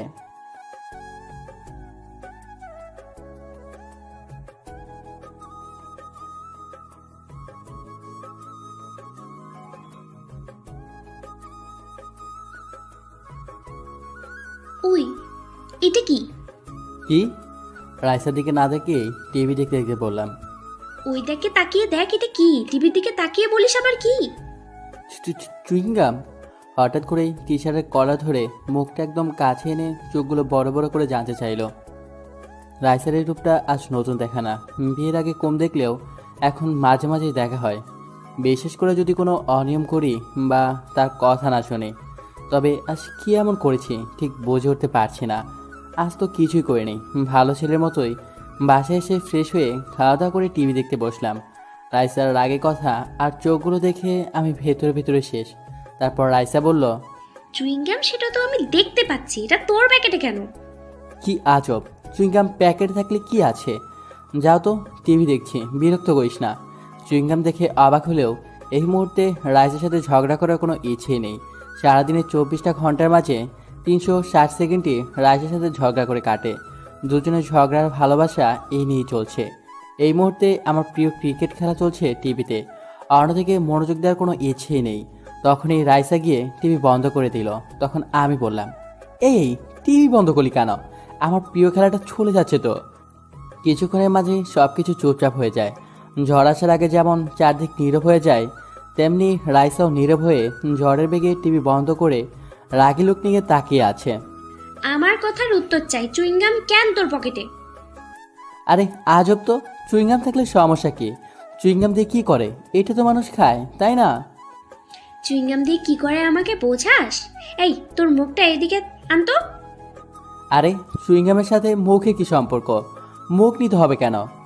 কি করে জানিস না? ছেলেরা সিগারেট খেয়ে চুইংগাম বা চকলেট খায়, যেন সিগারেটের বাজে গন্ধ দূর হয়। আর অনেকেই তো মুখে সেন্ট ব্যবহার করে, তার মানে তুইও সিগারেট খেয়েছিস। কি আজব, এই কথা তোমাকে কে বললো? কেন, তোর ভাই আমাকে বলেছে। ও তো মিথ্যে বলবে না। আর আমিও একদিন দেখেছিলাম। সত্যি করে বল, তুই সিগারেট খেয়েছিস কিনা? আরে বাবা, মিথ্যা বলার কি আছে? আমি সিগারেট খাইনি। আমি তোরে বেশ ভালো করেই জানি, একদম মিথ্যে বলতে চেষ্টা করবি না। আরে কি মিথ্যা বললাম? তোরা বিশ্বাস হয় না? সিগারেট না খেলে চুইংগাম দিয়ে কি করিস? আরে বন্ধু দিয়েছিল, খাইনি, রেখে দিয়েছিলাম। তোরে কে বিশ্বাস করে? হ্যাঁ কর। রাইসা কিছু বলার সুযোগ না দিয়েই মুখ কাছে এনে বোঝার চেষ্টা করলো সিগারেট খেয়েছে কিনা। অনেকক্ষণ ধরেই চেষ্টা চালিয়ে যেতে থাকলো। রাইসাকে এমনভাবে কাছে পেয়ে সুযোগটা হাতছাড়া করতে চায়নি। এই সুযোগে কপালে চুমু খাওয়ার জন্য যেই না কপালে স্পর্শ করতে যাব, ঠিক তখনই বাধা দিয়ে বসে। তোর ওই সিগারেট খাওয়ার ঠোঁট দিয়ে স্পর্শ করবি না, দূর হয়ে যা। আজকে আমার সাথে তোর কোনো জায়গা নেই, রুম থেকে বেরো। আরে কি করিস? আমি তো সিগারেট খাইনি, বিশ্বাস কর। তোর খবরদার আমার কসম দিবি না। কথায় কথায় আমার কসম দিয়ে মারতে চাচ্ছিস না? তুই আমাকে যেন আরেকবার বিয়ে করতে সুবিধা হয়। তুই সিগারেট না খেলে সিগারেটের গন্ধ আসলো কিভাবে? রাইসা, যা শালা। কিছু বলার আগেই রুম থেকে ধাক্কা দিতে দিতে বের করে দিল। এমন একটা মেয়েকে বিয়ে করলাম যে কিছু বলতেও পারে না। এমন দাজ্জাল টাইপের মেয়ে শেষমেশ আমার কপালেই চুটল। কত ইচ্ছে ছিল একটা বউ হবে, রোমান্টিক থাকবে, আর এই তো দেখছি পুরাই বিপরীত। বরকে তুই করে কেউ ডাকে, ঘর থেকেও বের করে দেয়। তখন আমি বললাম, রাইসা এমন করে না, দেখো আব্বা আম্মু শুনলে কি বলবে? আমি সত্যি বলছি, সিগারেট খাইনি। চোখের সামনে থেকে এখন দূর হয়ে যা, নয়তো খুন করে ফেলবো, মাথা গরম হয়ে আছে। কতবার বলবো সিগারেট খাবি না, আর তুই সিগারেট খেয়ে এসেছিস। শালা যত দোষ সব হারামি বন্ধুটার। আদর করে চুইংগামগুলো না দিলে এমন হতো না। সামান্য একটা চুইংগামের জন্য এত কিছু হয়ে যাবে ভাবতেই পারিনি। তখন আমি বললাম, রাইসা দরজা খোলো, ঘুমাবো। সত্যি বললাম তো, সিগারেট খায়নি। তোরে যেতে বলছি, একদম রাগ উঠবে না বলে দিলাম। রাইসার কথা শুনে চুপচাপ চলে আসি। এখন বেশি কথা বলে আরও খবর আছে। আম্মু শুনলে তো রেহাই নেই। তার থেকে চুপচাপ থাকাটাই বেটার। অনেক বলে বোঝাতে পারবো না, অনেক বলেও বোঝাতে পারবো না। এখানে বৃথা চেষ্টা করে লাভ নেই। যে রাগে আর জেদি না করেছে তো করেছে। আজকে রাতে আর ঘরে ঘুমাতে পারবো না। তখন আমি ছোট ভাই সাগরের রুমে গিয়ে বসলাম। সাগর সর, ঘুমাবো। রাইসার কথা মাথা থেকে সরিয়ে ঘুমানোর চিন্তা মাথায় এখন। ঘুমানোর জন্য এখন সাগরের রুমটাই শেষ ভরসা। সাগরের রুমে এসে দেখি শুয়ে শুয়ে গান শুনছে।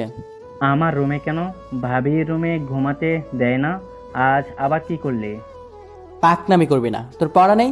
যা পড়তে বস। সারা রাত তো মোবাইল নিয়ে পড়ে থাকিস, পড়াশোনা কখন করিস? আমার কথা শুনে সাগর চুপটাপ উঠে পড়তে গেল। এতদিনে সাগর ভালো করে বুঝে গেল যখনই রাইসের সাথে ঝগড়া হবে কিংবা রাতে ঘুমাতে পারবো না, তখনই তার রুমটা হয়ে ওঠে আমার থাকার গেস্ট রুম। যদিও রাগটুকু সাগরের উপর ছাড়ি, পড়াশোনা নিয়ে রাইসাকে এখনও ঠিক বুঝে উঠতে পারেনি। ও, আমাদের পরিচয়টা তো এতক্ষণে দেওয়া হয়নি। আমি আকাশ, পড়াশোনা শেষ করেই একটা মাল্টিন্যাশনাল কোম্পানিতে যোগদান করি। আমার বিশ্ববিদ্যালয় জীবনের সিনিয়র আপু প্লাস বর্তমান ঝগড়াটে সিনিয়র বউ। রাইসার সাথে আমার মাঝে মাঝে কথা হলেও তেমন হতো না। তবে ধীরে ধীরে আমাদের সম্পর্কটা বেস্ট ফ্রেন্ডে রূপান্তরিত হয়। সেখান থেকে দুজনের পথ চলা, তারপর বিয়ে করে বাকিটা জীবন একসাথে থাকার চেষ্টা করা। বিয়েটা হয়েছিল অন্যরকমভাবে। ক্যাম্পাসে ক্লাস শেষ করে বাসায় চলে আসতে চাইলে রাইসা ঘোরার কথা বলে। রাইসার কথা শুনে না করতে পারেনি। দুজনে মিলে ঘুরতে বের হয়ে পড়ি। আকাশ, তুই ক্লাস রেখে এখানে কি করছিস? হঠাৎ পরিচিত কণ্ঠে উপরে তাকিয়ে দেখি আব্বু দাঁড়িয়ে। আব্বুকে দেখেই গলাটা শুকিয়ে গেল। কেননা আব্বুকে তখনও অনেক ভয় পেতাম। অনেক রাগী চেহারার একটা মানুষ। ঠিক সেই মুহূর্তে সেখানে থাকবে ভাবতেও পারিনি। যদি জানতাম তাহলে কী যেত করতে ওইখানে, তাও আমার মেয়ে বেষ্টুকে সাথে নিয়ে। তখন আমি বললাম, না মানে ক্লাস শেষ তো, তাই বসে আছি। ক্লাস শেষে তো বাসায় যাবি, সাথে মেয়ে কেন? আর কে এই মেয়ে? আব্বুর দেখেই গলা শুকিয়ে গেল। যখন রাইসার কথা বলে জানতে চাইলো কে, তখন যেন আমি এই পৃথিবীতে নিজেকে খুঁজেই পাচ্ছি না। তখনই বাচ্চার একটা বুদ্ধি মাথায় আসলো। তারপর আমি বললাম, আব্বু আমি এই মেয়েকে চিনি না। এই মেয়ে, হাত ছাড়। হাত ধরে রেখেছো কেন? রাইসার দিকে তাকিয়ে এক ছটকায় হাতটা ছাড়িয়ে নিলাম। রাইসা আমার কথা শুনে চোখ বড় বড় করে তাকিয়ে আছে। অবাক হয়ে যায়। এমন কিছু হবে ভাবতেও পারেনি। তবে অবাক তো আমার হওয়ার বাকি ছিল। আব্বা, আপনার ছেলে আমাকে বিয়ে করেছে। আজকাল বলবে বাসায় এই বলে আমাকে কখনোই আমাদের সাথে দেখা করাতে পর্যন্ত দেয়নি। আজ যখন আপনার দেখা পেয়েছি, আমি কোথাও যাব না, আপনার সাথেই যাব। রাইসা তুই কি বলিস এগুলো? যা সত্যি তাই বললাম। রাইসার কথা শুনে যেন আকাশ থেকে পড়লাম। তারপর অনেক কিছুই হলো। অবশেষে আমাদের বিয়ে হলো। দুজনের পরিবারই মেনে নিল। ভাবনায় মগ্ন ছিলাম। তখনই সাগর বলল, ভাইয়া, তুই একা একা হাঁটছিস কেন? কই কিছু না, তুই পড় চুপ করে। আচ্ছা সাগর, তুই কি কাউকে ভালোবাসিস? না, তোদের দেখে আর কাউকে ভালোবেসে বিয়ে করার ইচ্ছে নেই। তবে মাঝে মাঝে হিংসা হয়। সিঙ্গেল লাইফ নিয়ে ভালোই আছি। সাগরের কথা শুনে বেশ কিছুক্ষণ চুপ থেকে সাগরকে বললাম, হ্যাঁ রে, মন দিয়ে পড়াশোনা কর। প্রেম করে আমার মতো প্যারায় পড়িস না, এখন পড়াশোনা কর। সাগরের কথা শুনে কল্পনার ধ্যান ভাঙে। আমি ধমক দিয়ে পড়তে বসতে বললেও আবার কি মনে করে যেন জানতে চাইলাম। সাগর সোজাসাপটা জানিয়ে দিল সেদিন আমার ওপর প্রতিশোধ নিতে এই কাজ করেছিল। আজও মনে হলে হাসি পায়, আবার দুঃখ হয়। তবে রাইসাকে পেয়ে অনেক খুশি। রাইসাকে বলার জন্য ফেসবুকে লগ ইন করি যেন ভুলটুকু বুঝতে পারে।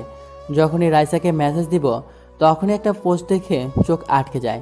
রাইসা কিছুক্ষণ আগে পোস্ট করেছে, বর্ণামুখ হারামিটা সিগারেট খেয়েছে, আর সিগারেটের বাজে গন্ধ দূর করার জন্য চুইংগাম খেয়েছে। আজ হাতে নাতে ধরা পড়েছে, শাস্তি হিসেবে বাইরে বের করে দিলাম। আর কি করতে পারি? অনেক কমেন্ট পড়তেছে আর লাইক শেয়ার। পোস্টের কমেন্টগুলো দেখতে ভিতরে যাই। অনেকজনেই অনেক কথা বলেছে। সব থেকে হারামি বন্ধু আর ক্যাম্পাসের বন্ধুগুলোও বাদ যায়নি। রিফাদেরও সেখানে কমেন্ট রয়েছে। তবে আপুর কমেন্ট দেখে চোখ কপালে উঠে যায়। সেখানে লেখা ছিল, যেহেতু তুমি হাতের নাতে ধরে ফেলেছো, তাহলে শাস্তিস্বরূপ শুধু রুম থেকে বের করে দিলেই হবে না, বাসা থেকে ঘাট ধরে বের করে দাও, ওর খাবার বন্ধ করে দাও। ওদের এসব বললে হবে না, শুধু এদের সিগারেট খাওয়ার নেশা সারাতে হবে। আমার মাথায় আরও আইডিয়া আছে, তোমাকে ফোন দিয়ে বলছি। আপুর কমেন্ট পড়েই ভাবতে থাকি, না জানি আবার কি শিখিয়ে দেয়। একদিন মনে আছে দোলাভাই সিগারেট খেয়েছিল, সেটা আপু দেখে ফেলে আর দোলাভাইকে শাস্তি হিসেবে 1 সপ্তাহ বাসার জায়গা দেয়নি, সেই সাথে খাওয়া দাওয়া বন্ধ। রাইসাকে না জানি কি বুদ্ধি দেয়, সিগারেট না খেয়েও দোষী, রুম থেকে বের করে দিল। পরের দিন সকালে ওই ঘুম থেকে ওঠ। কে? চুপ কর হারবি, ঘুমিয়ে কাকে স্বপ্নে দেখছিস? এমন কি কি করেছিস কেন? হ্যাঁ, আমাকে চিনিস না? রাইসা ডাক শুনে চিৎকার করে বলতে থাকি, তখনই ধমক দিয়ে বলি, এত জোরে কাউকে ঘুম থেকে ডাক দিয়ে তোলে? রাতে ভাবতে ভাবতেই কখন যে ঘুমিয়ে পড়ি বুঝতেই পারিনি। তারপর ভালো করে চোখ খুলে রাইসাকে বললাম, ও তুমি? এত জোরে কেউ ডাক দেয়? আমি তো মনে করেছিলাম। কি মনে করেছিলাম? না মানে আরে মানে করতে হবে না, অফিসের টাইম হয়ে যাচ্ছে, তাড়াতাড়ি রেডি হয়ে নাস্তা করতে হয়। তুমি যাও, আমি আসি। রাইসার ধমক শুনেই দুনিয়ার সব কিছুই মাথা থেকে চলে গেল। কোনো রকমে রাইসাকে বলে শুয়ে পড়ি।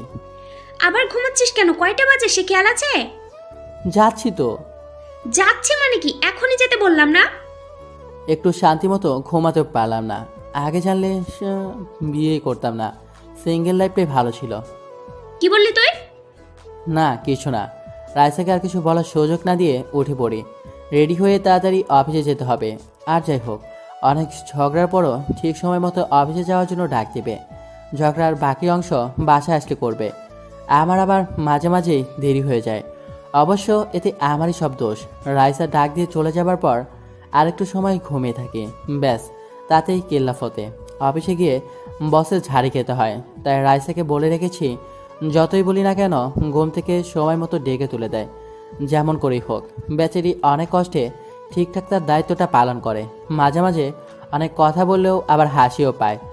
আমার জন্য এত কিছু করে, তাই রাইসাকে মাঝে মাঝে সারপ্রাইজ দিতে চেষ্টা করি। এতে অনেক খুশি হয়, অল্প পেয়েই অনেক খুশি হয়ে যায়। আমার সব কিছুরই খেয়াল রাখে রাইসা। কোন দিন কোন শার্ট পরে যাব, কোন কোট কোন টাই রাইসা নিজের হাতে সাজিয়ে অফিসে পাঠায়। নিজের হাতে টাই পরিয়ে দেওয়া, কোট পরিয়ে দেওয়া, মাথা আঁচড়িয়ে দেওয়া, সব কিছু ভালো লাগে। এখন রাইসার হাতে ছোঁয়া না পেলে যেন এক মুহূর্তেও চলে না। এই শোন। কি? অফিসের সময় হয়ে যেতে তাড়াতাড়ি বের হয়ে যেতেই রাইসা পেছন থেকে ডাক দিল, সাবধানে যাবি, রাস্তায় কোনো মেয়ের দিকে তাকাবি না, বলে দিলাম। আর যদি অফিসের পরে আড্ডা দেওয়ার নাম করে বাজে বাজে জিনিস খাস না, তবে খুব খারাপ হবে। জি মহারানী, মনে থাকবে আপনার সবগুলো কথা। আপনিও আপনার খেয়াল রাখবেন, একটু সাবধানে থাকবেন। এই তো লক্ষ্মী ছেলে। এখন অফিসে যা, এমনিতেই দেরি হয়ে গেছে। যাচ্ছি। আর কিছু বলবেন? জানি না। একটুতেই অভিমান করে ফেলি, তুই রাখলে অনেক সুন্দর দেখা যায়। এই বলে রাইসাকে কাছে টেনে নিলাম। রাইসাকে কাছে নিয়েই কপালে ভালোবাসার চুমু এঁকে দিলাম। প্রতিদিন অফিসে যাওয়ার সময় রাইসাকে তো আদর করতে হয়। সারাদিন ভালোবাসাটুকুই নাকি এতে জড়িয়ে থাকে। একদিন না দিয়ে চলে গিয়েছিলাম, সে কি অভিমান, কান্না, সারাদিনের মাঝে কথাই বলেনি। অনেক কষ্টে সে অভিমান ভেঙেছিলাম। তারপর থেকে আর কখনোই মিস হয় না। হয়েছে, চাপা মারতে হবে না। অফিসে কত সুন্দরী মেয়ে থাকতে কি আর আমার কথা মনে পড়ে? যা যা, তাদের সাথেই সারাদিন কথা বলি, সন্ধ্যার আগে বাসায় ফিরলেই হবে। তুই সারা জীবন পাশে থাকলেই হবে, আর কাউকে চাই না, দেখার দরকারও নেই। আমার বাকিটা জীবন না হয় তোর পাশে থেকে কাটবে। যাও যাও, অফিসে যাও। যাচ্ছি। আমার পাওনাটা কে দিবে শুনি? রাইসাকে বলতেই বাকি পাওনাটা দিয়ে দিল। রাইসার কাছ থেকে হাসি মুখে বিদায় নিয়ে অফিসের দিকে রওনা দিলাম। সত্যি এমন ভালোবাসা মানুষ পেয়ে অনেক খুশি। অফিস বাসা কাছে হওয়ায় মাঝে মাঝে হেঁটেই চলে যাই যখন রিক্সা না পাওয়া যায়। অফিসে যাওয়ার আগে এক শপিং মলের সামনে যেতে হয়। সেখানে অনিচ্ছাকৃতভাবে দুর্ঘটনা ঘটে যায়। মেয়েকে সরি বলার আগেই চিৎকার দিয়ে ওঠে। তারপরও নিজেকে মানিয়ে নিলাম, যেহেতু অনিচ্ছাকৃতভাবেই ধাক্কাটা লেগে যায়। ওই মিয়া, দেখে শুনে চলতে পারেন না? সরি, আসলে খেয়াল করিনি। ওই মিয়া, কিসের সরি? সরি বললেই সব শেষ? মেয়ে মানুষ দেখলেই গায়ে পড়ে ইচ্ছে করে। আর যদি হয় মেয়েটি একটু সুন্দর, তাহলে তো আর কোনো কথাই নেই। থামেন, কাকে সুন্দরী বলছেন? আপনাকে? কখনো নিজেকে আয়না দেখেছেন? আপনাকে দেখে তো পেতনিগুলো ভয় পালাবে। কি বললেন? আমাকে পেতনি বললেন? মেয়েটির কথা শুনেই রাগ না থামাতে পেরে বলে বসলাম। আমার কথা শুনেই মেয়েটি রেগে যায়। অবশ্য কাউকে রাগাতে আমার ভালোই লাগে, আর সেটা যদি কোনো মেয়ে হয় তাহলে তো কথাই নেই। তখন আমি বললাম, আবার বলতে হবে? আপনাকে আমি? থামেন, আপনার ঝগড়া অন্য কোথাও গিয়ে করেন, এখানে ঝগড়া করার জায়গা না। মাঝবসে একজন সিকিউরিটি গার্ডের পোশাক পরা লোক এসে থামিয়ে দিল। সম্ভবত এখানেই সিকিউরিটির চাকরি করে। যেহেতু শপিং মলের একদম মেন গেটে দুর্ঘটনা ঘটে যায়, তাই চুপ হয়ে গেলাম। মেয়েটিকে দেখি একরাশ রাগ নিয়ে ভিতরে চোখ রাঙিয়ে চলে যেতে, মনে হচ্ছে পালি গিলে খাবে আমাকে। সকাল সকাল দিনটায় মাটি করে দিল। মনে মনে কথাগুলো বলে দ্রুত পা বাড়লাম। মেয়েটিও আর কিছু বলেনি, তবে মেয়েটি এমনিতেই অনেক রেগে গিয়েছে। তার ওপর আমার অফিসে দেরি হয়ে যাচ্ছে। চারদিকের মানুষগুলো সিনেমার শুটিং দেখার জন্য আগ্রহ নিয়ে তাকিয়ে আছে। অফিসে এসে টেবিলে বসতে না বসতেই রমেশ মিয়া এসে বলল আমাকে নাকি স্যার যেতে বলল।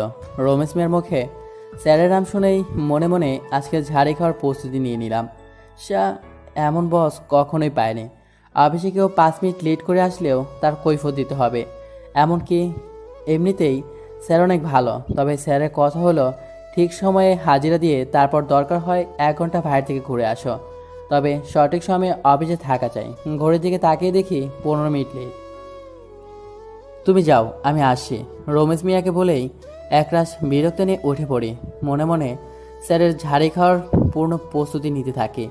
এর আগেও অনেকবার অফিসে দেরি হওয়ার জন্য স্যার অনেক কিছু বলেছে।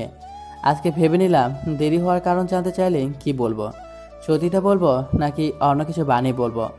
আজ তো মেয়েটির জন্যই দেরি হলো, তার উপর রিক্সাও পায়নি। তারপর স্যারের রুমের সামনে গিয়ে বললাম, স্যার আসবো? ভাবতে ভাবতেই স্যারের রুমে এসে হাজির। স্যারের দিকে তাকিয়ে দেখি গম্ভীরভাবে বসে আছে। মনে মনে দোয়া পড়তে থাকি, না জানি আজ কপালে কি আছে। আকাশ, বসো বসো। স্যার আমাকে ডেকেছিলেন? অনেকক্ষণ বসে থেকেও যখন দেখলাম স্যার কিছু বলছে না, দেখে জানতে চাইলাম স্যারকে আজ অন্যরকম লাগছে। মনে হচ্ছে কি যেন গভীর চিন্তা ভেবে যাচ্ছেন। হ্যাঁ, এই নাও ফাইলটা। বিকাল 3টার দিকে আমাদের প্রজেক্ট দেখতে আসবে। তুমি যাবে প্রজেক্ট দেখতে। ফাইল দেখে সব কিছু বুঝে নাও। কোথাও না বুঝতে পারলে জানাবে। জি স্যার, আসি। যাও। স্যারের কাছ থেকে হাসি মুখে বিদায় নিয়ে চলে আসলাম। মনে মনে বললাম বেঁচে গেলাম। না জানি আজ কপালে কি আছে ভেবেছিলাম, তবে তেমন কিছু হয়নি। এই প্রজেক্ট সম্পর্কে গতকাল বলেছিল আজ বিকেলবেলায় প্রজেক্ট দেখাতে হবে, তবে কি আসবে জানা হয়নি। স্যারের ভাবসাব দেখে জানতে চায়নি, কথা বললেই আবার কথা পেঁচাবেন।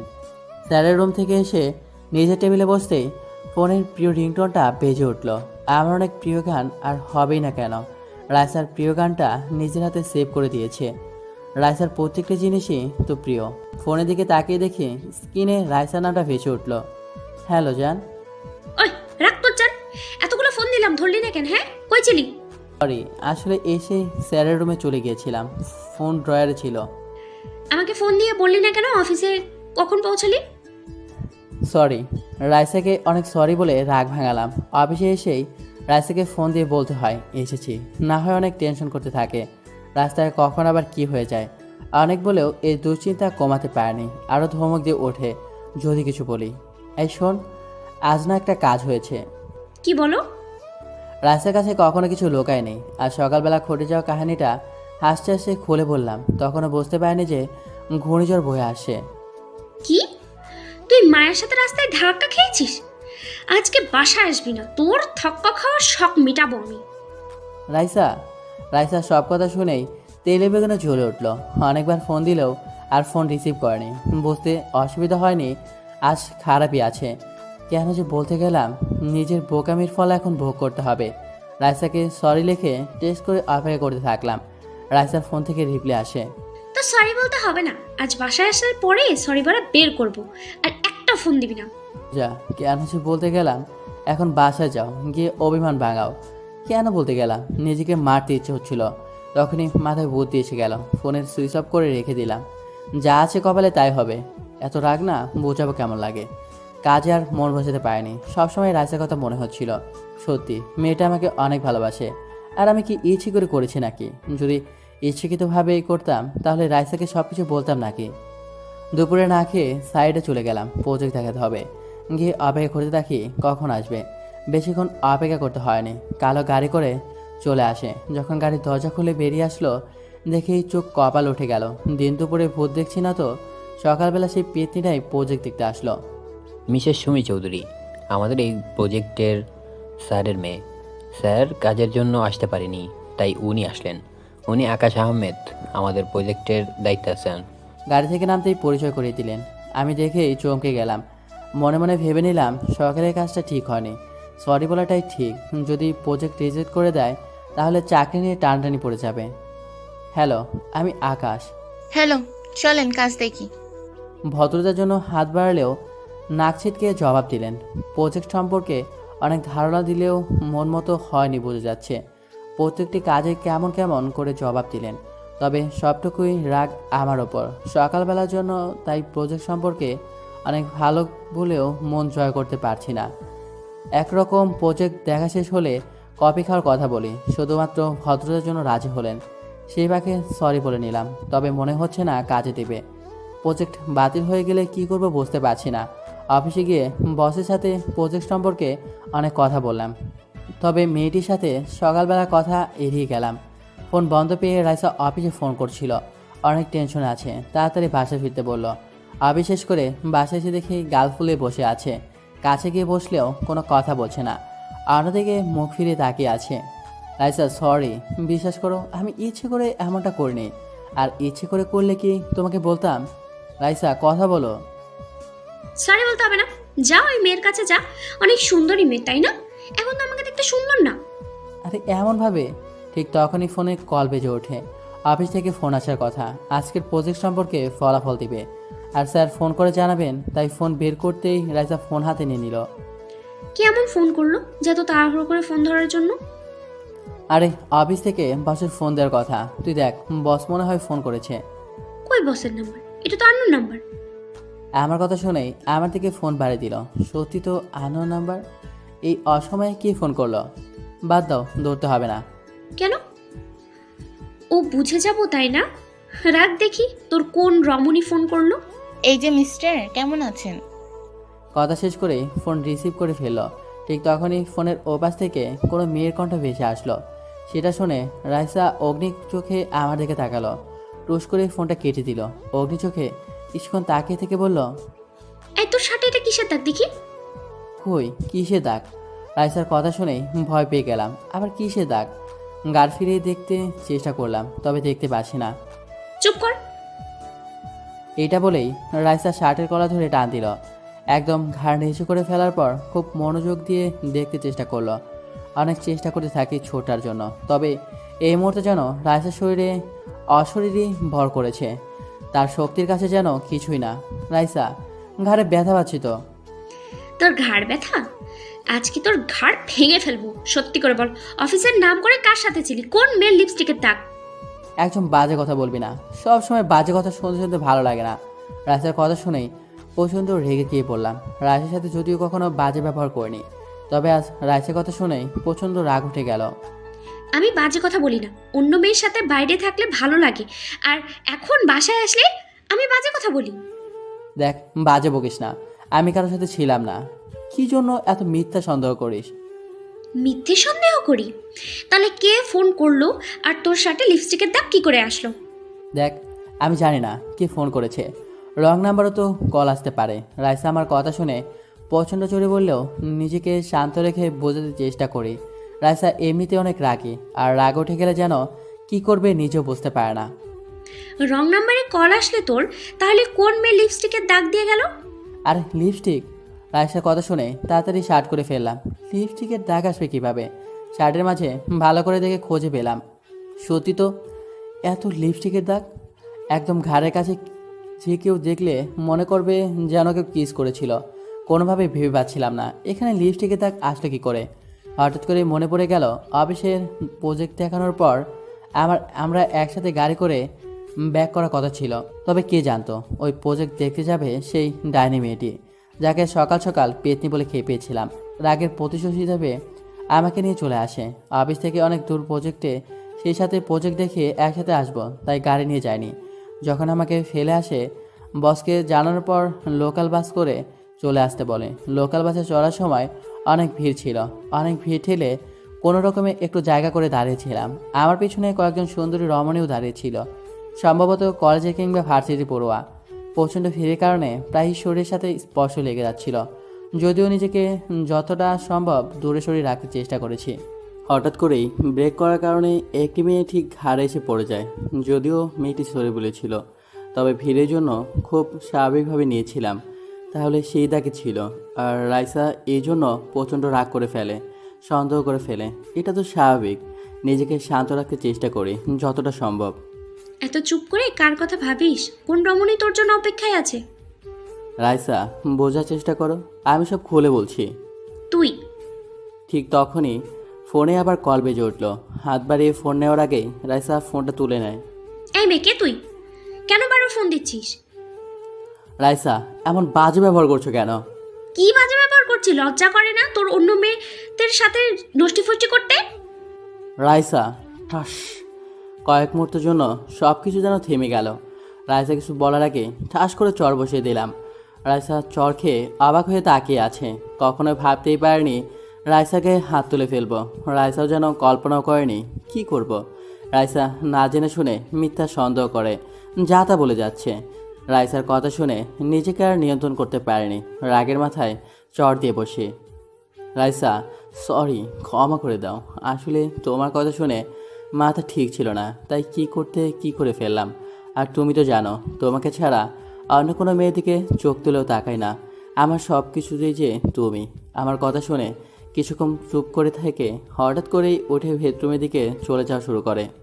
Raisa, Raisa please, sorry. কোথায় যাচ্ছ?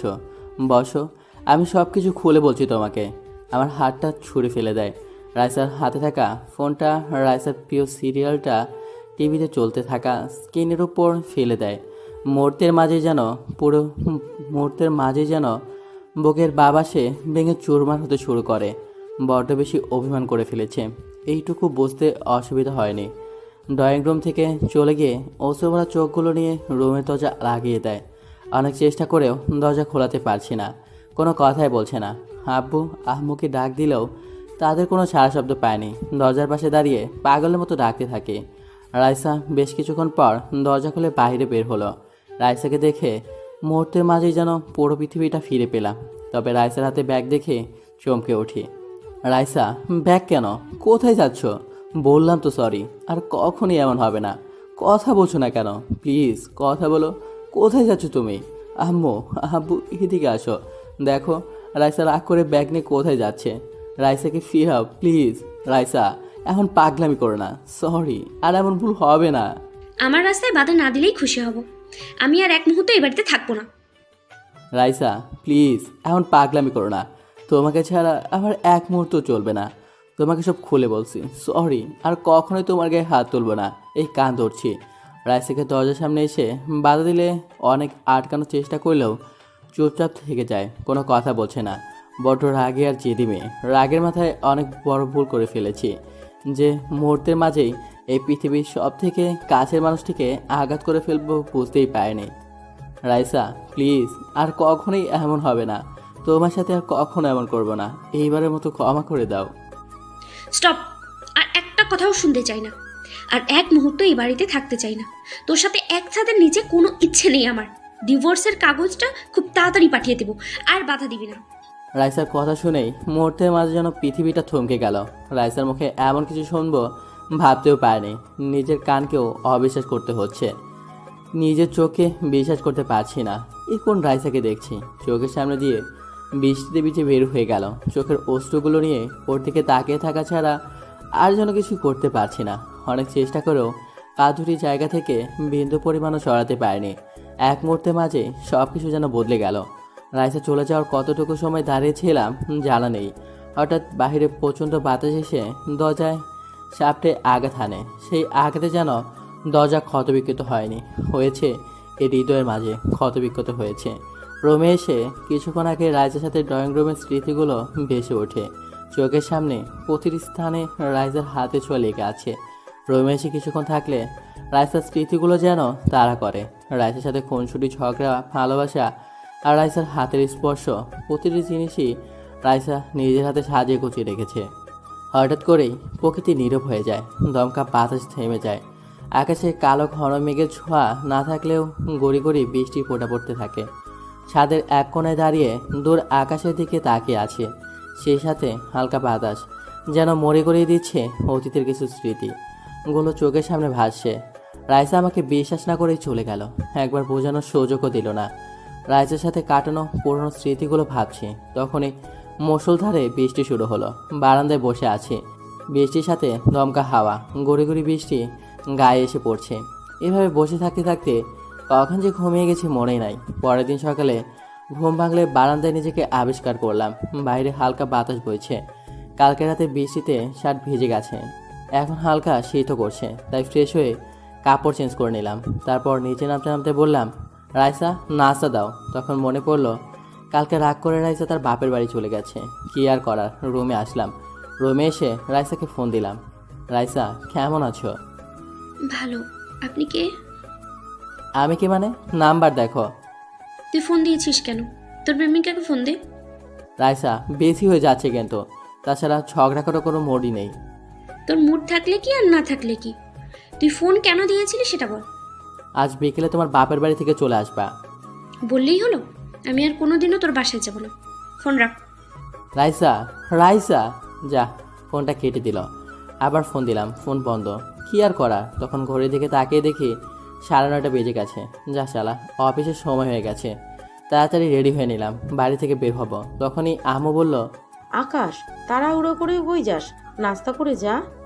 সময় নাই, দেরি হয়ে গেছে এমনিতেই, যাই এখন বলেই বের হয়ে আসলাম। ধুর, এখন রিক্সাও পাচ্ছি না, তাই হেঁটেই অফিসের দিকে রওনা দিলাম। অফিসে যেতে 20 মিনিট দেরি হয়ে গেছে। এখন বসেরও ঝাড়ি খেতে হবে, ভালো লাগে না। সব রাইসার দোষ, কালকে বাপের বাড়ি চলে গেল। কেন যে চড় মারতে গেলাম এসব মনে মনে বলছি। তখন পিয়ন এসে বলল, বস নাকি তার রুমে যেতে বলেছে। স্যার, আসতে পারি? হ্যাঁ, আসো। জি স্যার, কিছু বলবেন?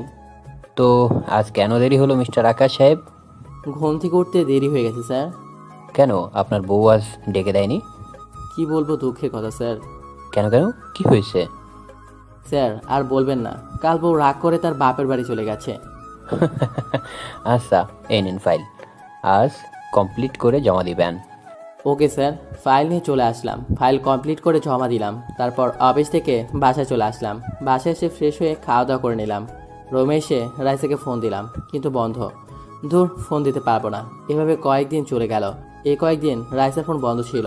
শাশুড়িকে ফোন করে কথা বলতে চেয়েছি, কিন্তু মহারানী কথা বলবে না। এদিকে আম্মু বলছে রাইসাকে নিয়ে আসতে, তাই ভাবছি আজ অফিস এসে শ্বশুর বাড়ি যাব। অফিস শেষ করে রাইসা বাসার দিকে রওনা দিলাম। ও বাসায় পৌঁছাতে সন্ধ্যা হয়ে গেল। বাসায় গিয়ে কলিং বেল বাজালাম। শাশুড়ি এসে দরজা খুলে দিল। জামাই বাবাজি যে, কেমন আছো? আলহামদুলিল্লাহ, ভালো আছি। আপনারা কেমন আছেন? আমরাও ভালো আছি। আসো, ভিতরে আসো।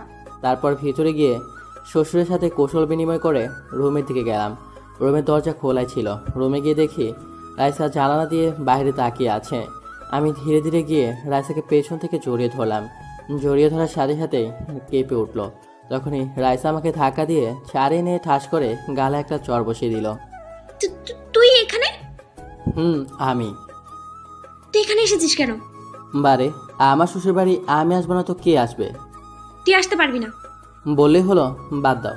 আসার সাথে সাথে গাল লাল করে দিয়েছ, এবার আদর করো। যা এখান থেকে, আদর করতে পারবো না। বলেই রাইসা চলে গেল। শালা কি মাইয়া বিয়ে করছিলাম। সারাদিন ঝগড়া করে আর মারে, একটু আদরও করে না। তাতে খাওয়া দাওয়া করে রুমে এসে শুয়ে আছি। তখন রাইসা রুমে এসে আমার দিকে একবার তাকিয়ে ওয়াশরুমে চলে গেল। শেষ হয়ে এসে বলতে লাগলো, ওই তুই আমার বিছানায় শুয়ে আছিস কেন? নাম বলছি। বিছানায় শুবো না তো কোথায় শুবো? আমি কি জানি তুই আমার বিছানায় শুবি না। আর তুই এখানে আসছিস কেন? আসার সাথে সাথে কি শুরু করেছো? হ্যাঁ, বলেই রাইসাকে টান দিয়ে বুকে জড়িয়ে নিলাম। ছাড় হারামি, আমাকে জড়িয়ে ধরছিস কেন? তোর প্রেমিকাকে কি জড়িয়ে ধরগা? রাইসা, তুমি কিন্তু বেশি বাড়াবাড়ি করছো। কি আমি? রাইসাকে আর কিছু বলার সুযোগ না দিয়েই চার ঠোঁট এক করে নিয়েছি। রাইসা ছাড়ানোর চেষ্টা করছে কিন্তু পারছে না। কিছুক্ষণ পর ছেড়ে দিলাম। রাইসাকে ছেড়ে দিতেই বুকে কিল ঘুষি দিতে লাগলো। আর আমি তো সাহস কি করে হলো? বারে, বউকে কিস করতে সাহস লাগে নাকি? যা এখান থেকে। না, যাব না, ঠোঁট খাবো গো বউ।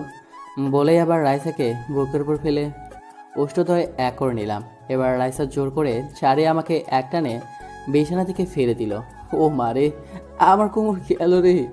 এই বলে যে চিৎকার দিব তখনই রাইসা মুখ চেপে ধরে বলতে লাগলো, ষাঁড়ের মতো চেঁচামেচি করছিস কেন? তুমি আমাকে বিছানা থেকে ফেলে দিলে কেন? ভালো করেছি। আমাকে একটু উঠতে সাহায্য করো না। পারবো না। এই বলে রাইসা বিছানায় গিয়ে শুয়ে পড়লো। আমি ফ্লোর থেকে উঠে দেখি রাইসা বিছানার মাঝখানে কোলবালিশ দিয়ে রেখেছে। বিছানায় শুয়ে যেই না কোলবালিশটা সরাবো, এই কোলবালি সেখান থেকে সরিয়েছিস তো তোর খবর আছে। কি আর করার, ঘুমিয়ে পড়লাম। সকালে ঘুম থেকে উঠে ফ্রেশ হয়ে ফোন টিপছি, তখন রাইসা আসলো। রাইসা, আজ চলে যাব। তো যাও, আমাকে বলছো কেন? তুমিও যাবে? কখনো না। বেশি কথা বলতে পারবো না, তুমি যাবে এটাই শেষ কথা। তারপর নিচে আসলাম। নিচে এসে দেখি টেবিলে নানা পদের খাবার, একমাত্র মেয়ের জামাই বলে কথা। তারপর খাওয়া দাওয়া করে নিলাম। বিকেলে বাসায় চলে আসলাম। বাসায় এসে রুমে শুয়ে আছি, কিন্তু সময় যাচ্ছে না। তাই ভাবলাম কোথা থেকে ঘুরে আসি। তাই রাফিকে ফোন দিয়ে আসতে বললাম। বাসা থেকে বের হয়ে রহিম চাচার দোকানে বসে আছি। কিছুক্ষণ পর রাফি আসলো। আসতে তো দেরি হলো। কই দেরি হয়েছে তা বল, আজ কি মনে করে? তোর বউ তো কারোর সাথে আড্ডায় দিতে দেয় না। দূর, আর বলিস না। চল, অনেকদিন হলো ঘোরাঘুরি হয় না, আজ কোথাও থেকে ঘুরে আসি। চল। তারপর দুই বন্ধু মিলে ঘুরতে গেলাম। ঘোরা শেষ করে রেস্টুরেন্টে রাতের খাবার খেয়ে বাসা থেকে রওনা দিলাম। কিছুক্ষণ পর বাসায় আসলাম। এসে কলিং বেল বাজানোর একটু পর আম্মু এসে দরজা খুলে দিল। কোথায় গিয়েছিলি? ফিরতে এত দেরি হলো যে? একটু ঘুরতে গিয়েছিলাম। আচ্ছা, ফ্রেশ হয়ে আয়, খাবার দিচ্ছি। না, বাইরে থেকে খেয়ে এসেছি। রাইসা কই? রায়সা বলল ওর ভালো লাগছে না, মনে হয় ঘুমিয়ে গেছে। আচ্ছা, রুমে গিয়ে ফ্রেশ হয়ে নিলাম। রাইসা মনে হয় ঘুমিয়ে গেছে। বাচ্চা গেল, শুয়ে পড়লাম। তখনই রাইসা আমার উপর উঠে গলা চেপে ধরলো। এতক্ষণ কই ছিলি? এত রাতে বাড়ি আসলি কেন? রাইসা গলা ছেড়ে দিল। এবার বল। রাফির সাথে ছিলাম, ঘুরতে গিয়েছিলাম। ঘুরতে গিয়েছিলি নাকি ওই সব ছাইপাস খেতে গিয়েছিলি? সিগারেট খেয়েছিস? সত্যি ঘুরতে গিয়েছিলাম, ওসব খাইনি। বিশেষ হয় না। এই যে তোমার মাথা ছুঁয়ে বলছি, কিছু খাইনি। হাত ছড়া মাথা থেকে। আমি যেন তাড়াতাড়ি মরে যাই তাই তুই নতুন করে বিয়ে করার ফান্দা করছিস, তাই না? না, এসব কি বলো? তুমি তো আমার একমাত্র সিনিয়র ঝগড়াটে বউ। কি বললি? কিছু না, এবার মাথাটা বুকের ওপর থেকে নামাও, বুক ব্যথা করছে। রাইসা আমার বুকের ওপর থেকে নেমে বুকে মাথা রেখে শুয়ে পড়লো। আচ্ছা, একটা কথা বলো তো। কি বল? সবাই তাদের স্বামীদের কি সুন্দর করে তুমি আপনি বলে ডাকে, আর তুমি তুই করে বলো কেন? আমার ইচ্ছা। এবার ঘুমা, কাল অফিসে যেতে হবে তোর। একটু মাথাটা টিপে দাও। দিচ্ছি। রাইসা মাথা টিপে দিচ্ছে। কখন যে ঘুমিয়ে গেছি মনেই নেই। পরদিন সকালে ঘুম থেকে উঠে ফ্রেশ হয়ে খাওয়া দাওয়া করে অফিসে গেলাম। গতকাল অফিসে আসি নাই, তাই যাওয়ার সাথে সাথে বসের ডাক। গতকাল না আসার কারণে কতক্ষণ ঝাড়লো। কেবিনে এসে কাজ করছি, তখন কে যেন বলল, এই যে মিস্টার, কেমন আছেন? তাকে দেখি সুমি দাঁড়িয়ে আছে। জি আলহামদুলিল্লাহ ভালো আছি, আপনি কেমন আছেন ম্যাডাম? ভালো আছি। কি করছেন? কি করছি দেখতে পাচ্ছেন না নাকি? জি কাজ করছি। ও, কাজ বাদ দিয়ে আমার সাথে চলেন। কেন ম্যাম? ডিলের ব্যাপারে ডিসকাস করতে হবে তাই। ডিলের ব্যাপারে কথা থাকলে স্যারের সাথে কথা বলেন। এই, আপনি এত বেশি কথা বলেন কেন? আপনার স্যারই যেতে বলেছে আপনাকে আমার সাথে কনস্ট্রাকশন সাইটে, সো পেঁচাল না পেরে চলেন। জি ম্যাডাম চলেন। তারপর আর কি, ওনার সাথে কন্ট্রাকশনের সাইডে উনি সব কিছু চেক করেছেন। কিছুক্ষণ পর সব কিছু ঠিকঠাক করতে সন্ধ্যা হয়ে গেল, তাই বাসায় চলে আসলাম। এভাবেই কিছুদিন কেটে গেল। সুমি ম্যাডামের সাথে সম্পর্ক ভালো হয়েছে আগের থেকে। একদিন সকালে রাইসের সাথে আবার ঝগড়া না করে না খেয়ে অফিসে চলে গেলাম। অফিসে কাজ করছি, তখন সুমি ম্যাডামের আগমন। সুমি, তুমি এখানে? কেন, আমি আসতে পারি না নাকি? ঠিক তা না। তাহলে কি? কিছু না। চলো এবার আমার সাথে। কেন? চলো তো আমার সাথে। বলে টানতে টানতে অফিস থেকে বের করে নিয়ে আসলো। তারপর গাড়ি দিয়ে একটি রেস্টুরেন্টে নিয়ে আসলো। আমরা রেস্টুরেন্টের ভিতরে গিয়ে বসলাম। আজ তোমাকে ট্রিট দিব, অর্ডার করো। তা ট্রিট দেওয়ার কারণ কি? বন্ধুকে ট্রিট দিতে আবার কারণ লাগে নাকি? তা ঠিক। এবার অর্ডার করো। তারপর খাওয়া দাওয়া শেষ করে রেস্টুরেন্ট থেকে বের হয়ে আসলাম। তারপর আমাকে অফিসে নামিয়ে দিয়ে সুমি চলে গেল। অফিস শেষ করে বাসায় গেলাম। কলিং বেল বাজাতেই রাইসা দরজা খুলে দিল। আমি রুমে গিয়ে ফ্রেশ হয়ে নিলাম, কিন্তু রাইসার মুখ গম্ভীর করে রেখেছে, কথা বলছে না। কথা না বলে আমার কি? রাতে খাওয়া দাওয়া করে শুয়ে আছি। বাইরে বাতাস বইছে, আকাশ মেঘলা, বৃষ্টি আসবে মনে হয়। কিছুক্ষণ পর রাইসা এসে অন্যদিকে শুয়ে পড়ল। আমি কিছু বললাম না। কিছুক্ষণ পর বিদ্যুৎ চমকাতে লাগলো। বিদ্যুৎ চমকানো দেখে রাইসা গুটিসুটি মেরে শুয়ে রয়েছে। আমি মনে মনে হাসি। আমি চোখ বন্ধ করে ঘুমের ভান করে শুয়ে আছি, কারণ রাইসা বিদ্যুৎ চমকানোতে ভয় পায়। কিছুক্ষণ পর দেখি রাইসা এসে আমাকে জড়িয়ে ধরলো। কিছুক্ষণ পর রাইসার দিকে তাকালাম, মনে হয় ঘুমিয়ে গেছে। ওর ঘুমন্ত চেহারা খুব মায়াবী লাগছে। ওর গোলাপি ঠোঁটদ্বয় কেমন যেন আকৃষ্ট করছে। ওর ঠোঁটদ্বয় এক করে নিলাম। কিছুক্ষণ পর দেখি রাইসাও রেসপন্স করছে। তারপর কারেন্ট চলে গেল।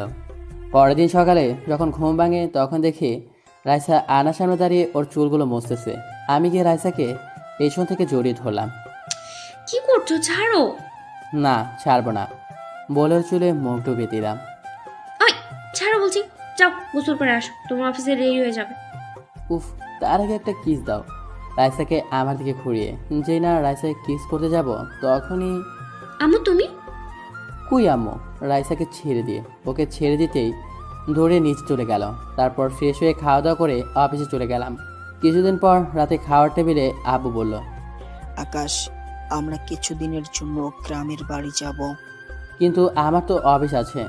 তোকে যেতে কে বলেছে? কাল আমাদের বাস স্ট্যান্ডে নামিয়ে দিয়ে আসবি।